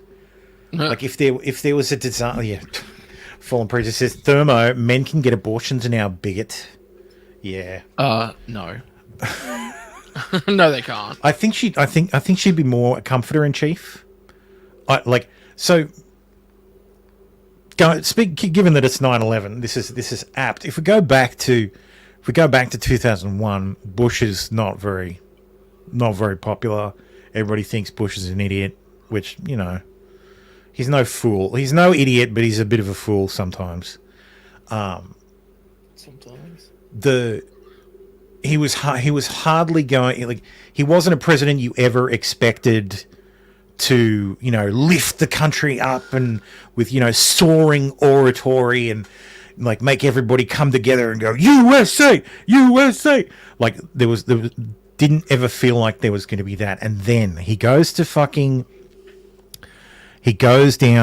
to the World Trade Center, and speaks to the guys, and they hand him a bullhorn, and he gets up on the fucking on the rubble and says, I hear you, America hears you, and pretty soon the people who tore down these towers are going to hear all of us. And at that point, we're all Americans. Doesn't matter where you're born. If you spoke English in the West, you're an American. And that's what I'm talking about. That's lifting people. That's yeah, fuck yeah. I don't think Kamala's capable of that. I think Kamala would be very good in a situation where there's a horrible, like a Sandy Hook massacre where the entire country is shocked and it's a tragedy, and I think she'd make a good comforter in chief. But I don't think she'd lift, be able to, my fellow Americans like this to do it today. Like, she's not going to be delivering a day in infamy speech, or standing on the rubble and threatening that we're going to unleash hell on the rest of the world.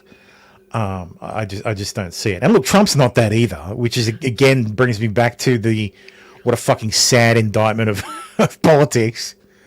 That these are the options. Well, he did give the fist in the air fight. Yeah, yes, sorry, no, that's absolutely fair. There is evidence that Trump has the ability to do that. Yeah, could do it if he can rally. I think that's fair. No, that's fair. He can rally people together. But yeah, and who knows if a situation like that arose, maybe Trump could be the George Bush on the rubble with the bullhorn. So yeah. Meat Candy says Kamala's campaign is calling for another debate. They clearly think they won. Look, the consensus seems to be either Trump, she didn't win, but Trump kind of lost a little, to like the range seems to be she didn't win, Trump lost a little, to it was a tie and nobody's mind has changed. I'm sitting in the nobody's mind, this changed no one's mind side. Yeah. So I think this is a plague on both their houses. I don't. Yeah. Well, another debate. All that's left is spin. It's going to be who can spin the best. Yeah. So, fuck ABC bias clowns. Come on.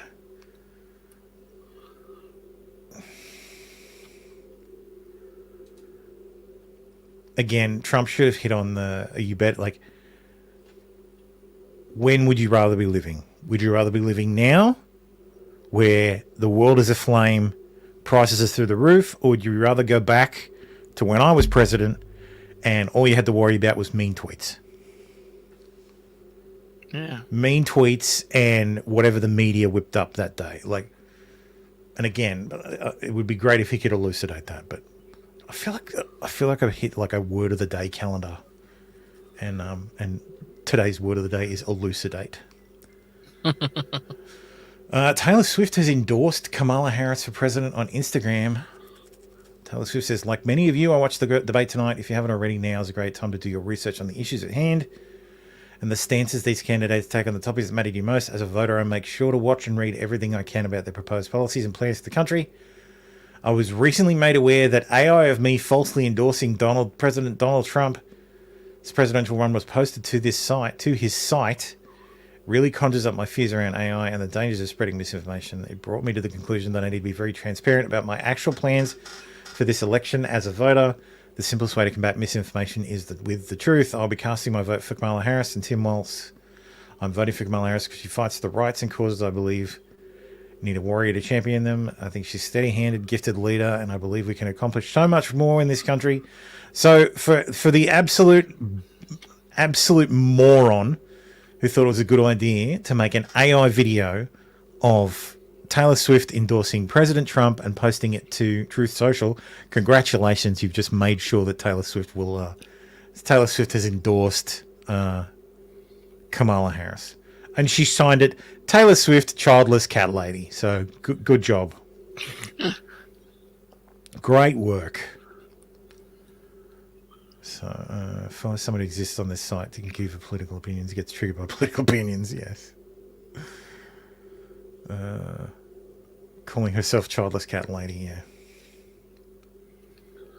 Yeah, so great work. Great work. Yeah, June debate Trump would have mopped the floor with Kamala Harris. Instead, we got first 2020 debate Trump. Yeah.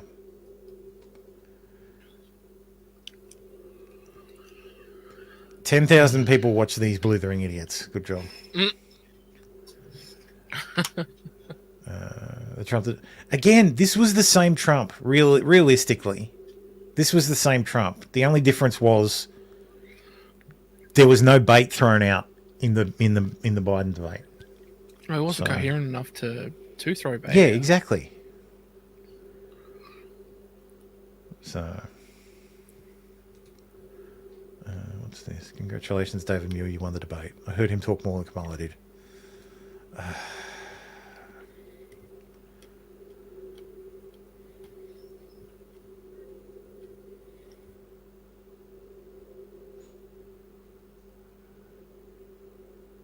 And of course, Trump's like, oh, people are saying it's 3-on-1. I'm going to do that. I'm going to say that too. So yeah. Anyway, I just heard, seriously, they've just said it on fucking. She doesn't support abortion in months 7, 8, or even 9 of a pregnancy, when in fact she voted to do that in the U.S. Senate. They just said. Get elected. Right, that she's still a progressive. I do want to ask you, why do you think Republicans, at least the ones that I'm talking to that are strategists, voters, were frustrated with this debate? It was a much different vibe coming out of that Atlanta debate. What was different about this one? Why are you guys frustrated? A lot of you. I mean, come on, the Atlanta debate was historic. I mean, President Trump ended his opponent's presidential campaign. I don't think you could expect that to happen again. Right. But I think there's real frustration with some Republicans. He did a great job tonight. I thought in some ways it was 3-on-1. You know, So this is the talk. Trump guide, and then we all love to talk about like prepared talking points, but this was prepared, man. They're all running the same fucking line. 3-on-1, 3-on-1, 3-on-1. And you know what? If you're complaining about the ref, it means you lost. Yeah. So we'll have to wait and see. We have another debate. Yep. We thank you for your time. We appreciate that. I want to send it back. What about so Bunchy says, what about what happened tonight a month and a half ago in an article practically begging Trump to heavily prepare for this debate. Quote, with that said, it's important to remember that Harris is not an 81-year-old Joe Biden. Since she is not going to show up at a debate slurring her words, unable to articulate a point, you can expect her to show up well-rehearsed and ready to hit her marks. Her presentation will always reek of inauthenticity because that's who she is. But as long as she's coherent, the press will proclaim it's the best debate performance in history. Now let's talk about the other side of the coin. I may ruffle feathers by saying this, but Donald Trump is not a great debater either. It was reported that he didn't even prepare for his debate against Biden, and at times it showed. Fortunately, Biden was imploding in front of everyone's eyes, and that was the story of the night. No one cared that Trump rambled at times and missed several points of attack that he really shouldn't have. And why would they care? That debate ended Biden's presidential campaign. In the broader context, what was there not to like? Believing that will translate to a debate with Harris, though, is foolish and the kind of overconfidence that scares me. The vice president is not going to implode on the stage and start mumbling incoherently. She will have her talking points and she'll be ready to deliver them. And that is exactly what we saw. Yeah. So, again, she was prepared. And anybody who thought she wouldn't be prepared, you're high. Like, she was a lawyer. Oh, let's watch Megyn Kelly. I criticized her about 6 months ago when she came out strongly in favor of. She went to a fundraiser to raise money for Hamas, supposedly Palestinians, but the group that was doing the fundraising was known to funnel the money to Hamas. And I said people should boycott her. It was an offhanded comment. People went nuts. Some lunatic dropped a note in my personal mailbox outside my house begging me not to boycott Taylor Swift, as though I have that power. I'm allowed to criticize Taylor Swift, and I don't give a shit who gets upset. This is disgusting. She wants to vote Harris. That's fucking insane. Someone went to Megyn Kelly's house and dropped a note in her fucking mailbox. Doing it is because of Tim Walz's stance. Taylor on Swifties LGBTQ. are crazy. Yeah. They are batshit insane. Well, congratulations, whoever posted that. Yes, absolutely. All of the people. Absolutely. See these children have body parts chopped off and watch them sterilized 100%, Consti. and then will ride off to their multi-gazillion-dollar mansions, never to think of them again. I'm just trying Emily, to this find is it. unbelievable. No, fuck The you, left sir. is losing its mind. Fuck you. She signed it Taylor Swift, childless cat lady. Oh, how cute. Whenever Megyn It's swears, I'm not like, just this that is the she's best. Okay, with everything you just described, it's Like- that she actively supports it, and yet we She doesn't do it can't all the even time, get but a it's damn when she does it, it's very It's very damn good. question about things like the Hang on, Radical Fallen Preachers. Equality Act or the CNN. My editing skills have confused you, have We they? can't even get one question about it, but Taylor Swift is going No, to get she did not say that to applauded for coming Ricana. out and endorsing this ticket for the reason of Tim Walz's LGBT policies. No, fuck you, It sir. just looks like- LGBT Fuck policies, you. Which again, if you go to her website, it states very clearly that the cornerstone of it is basically the Equality Act, which is a She did not say that to Ricana. Yes, sorry. audiences of all of the glossy magazines that are now You are fake reacting news. to Taylor Swift and Yas I am fake news. the people that read those magazines don't like this stuff. I've got to turn They off don't know chat. about it Chat because the really media screws won't with ask a like freaking YouTube when I'm question about sharing it it. in a debate. But Taylor Swift is also doing this, it should be noted, because Brittany Mahomes came out. But yeah, look, I think congratulations to the idiot who decided to trigger Taylor Swift into endorsing Kamala Harris openly and publicly. So good job. Well done. That was a master of misinformation and disinformation. Yes, I am. And regular information. That too. Anyway, so there's not really much more to. Hold in the next couple of days. Yeah, we'll cover some extra stuff on the weekend about it. So I believe because there was a point that Nick had a rising star and was at Megan's level. I could believe him being on her show. Yes. Kenny says, it was me. I started the 3v1 thing before all that stuff came out. I also started the Haitians eating pets rumors. You are fake news. So yes, we'll talk about this more on the weekend. Not as much though, because a lot of what's been said has already been said. So there's no use retreading everything. Yes, so regular show this weekend. Thank you all for watching. We've got a Ricada document. I'm sure you've all already seen it. Meme went through it. Sean went through it. It's just the response to the response for the Franks filing. It's not that interesting, but it is a bit of cope. So yeah. Okay, so only like 2.5 hours instead of 5. No, it's only 8 pages. I don't really feel the need to read the whole thing. It mostly reiterates the same bullshit. There's a couple of things to point out that are interesting, but that's about it. I'm sure he'll do a stream. El will clip it, and there'll be a lot of cope in it that we'll laugh at. So, so yes, that's it for today. Thank you all for watching. I guess we'll see how it all goes. We'll obviously be talking about Ohioans and their tooth, their sweet pet tooth, I guess. So yeah, we'll see how many pets make it to the weekend. Yeah, so thank you, Baldo, for joining me. Thank you, Tim, if you're still there. I hope the rest of your day is good. For our American friends, I hope your evening is great and the rest of your week is great. And yeah, we'll see you on Saturday/Sunday if you're in Australia. Yeah, good night all. Cheers.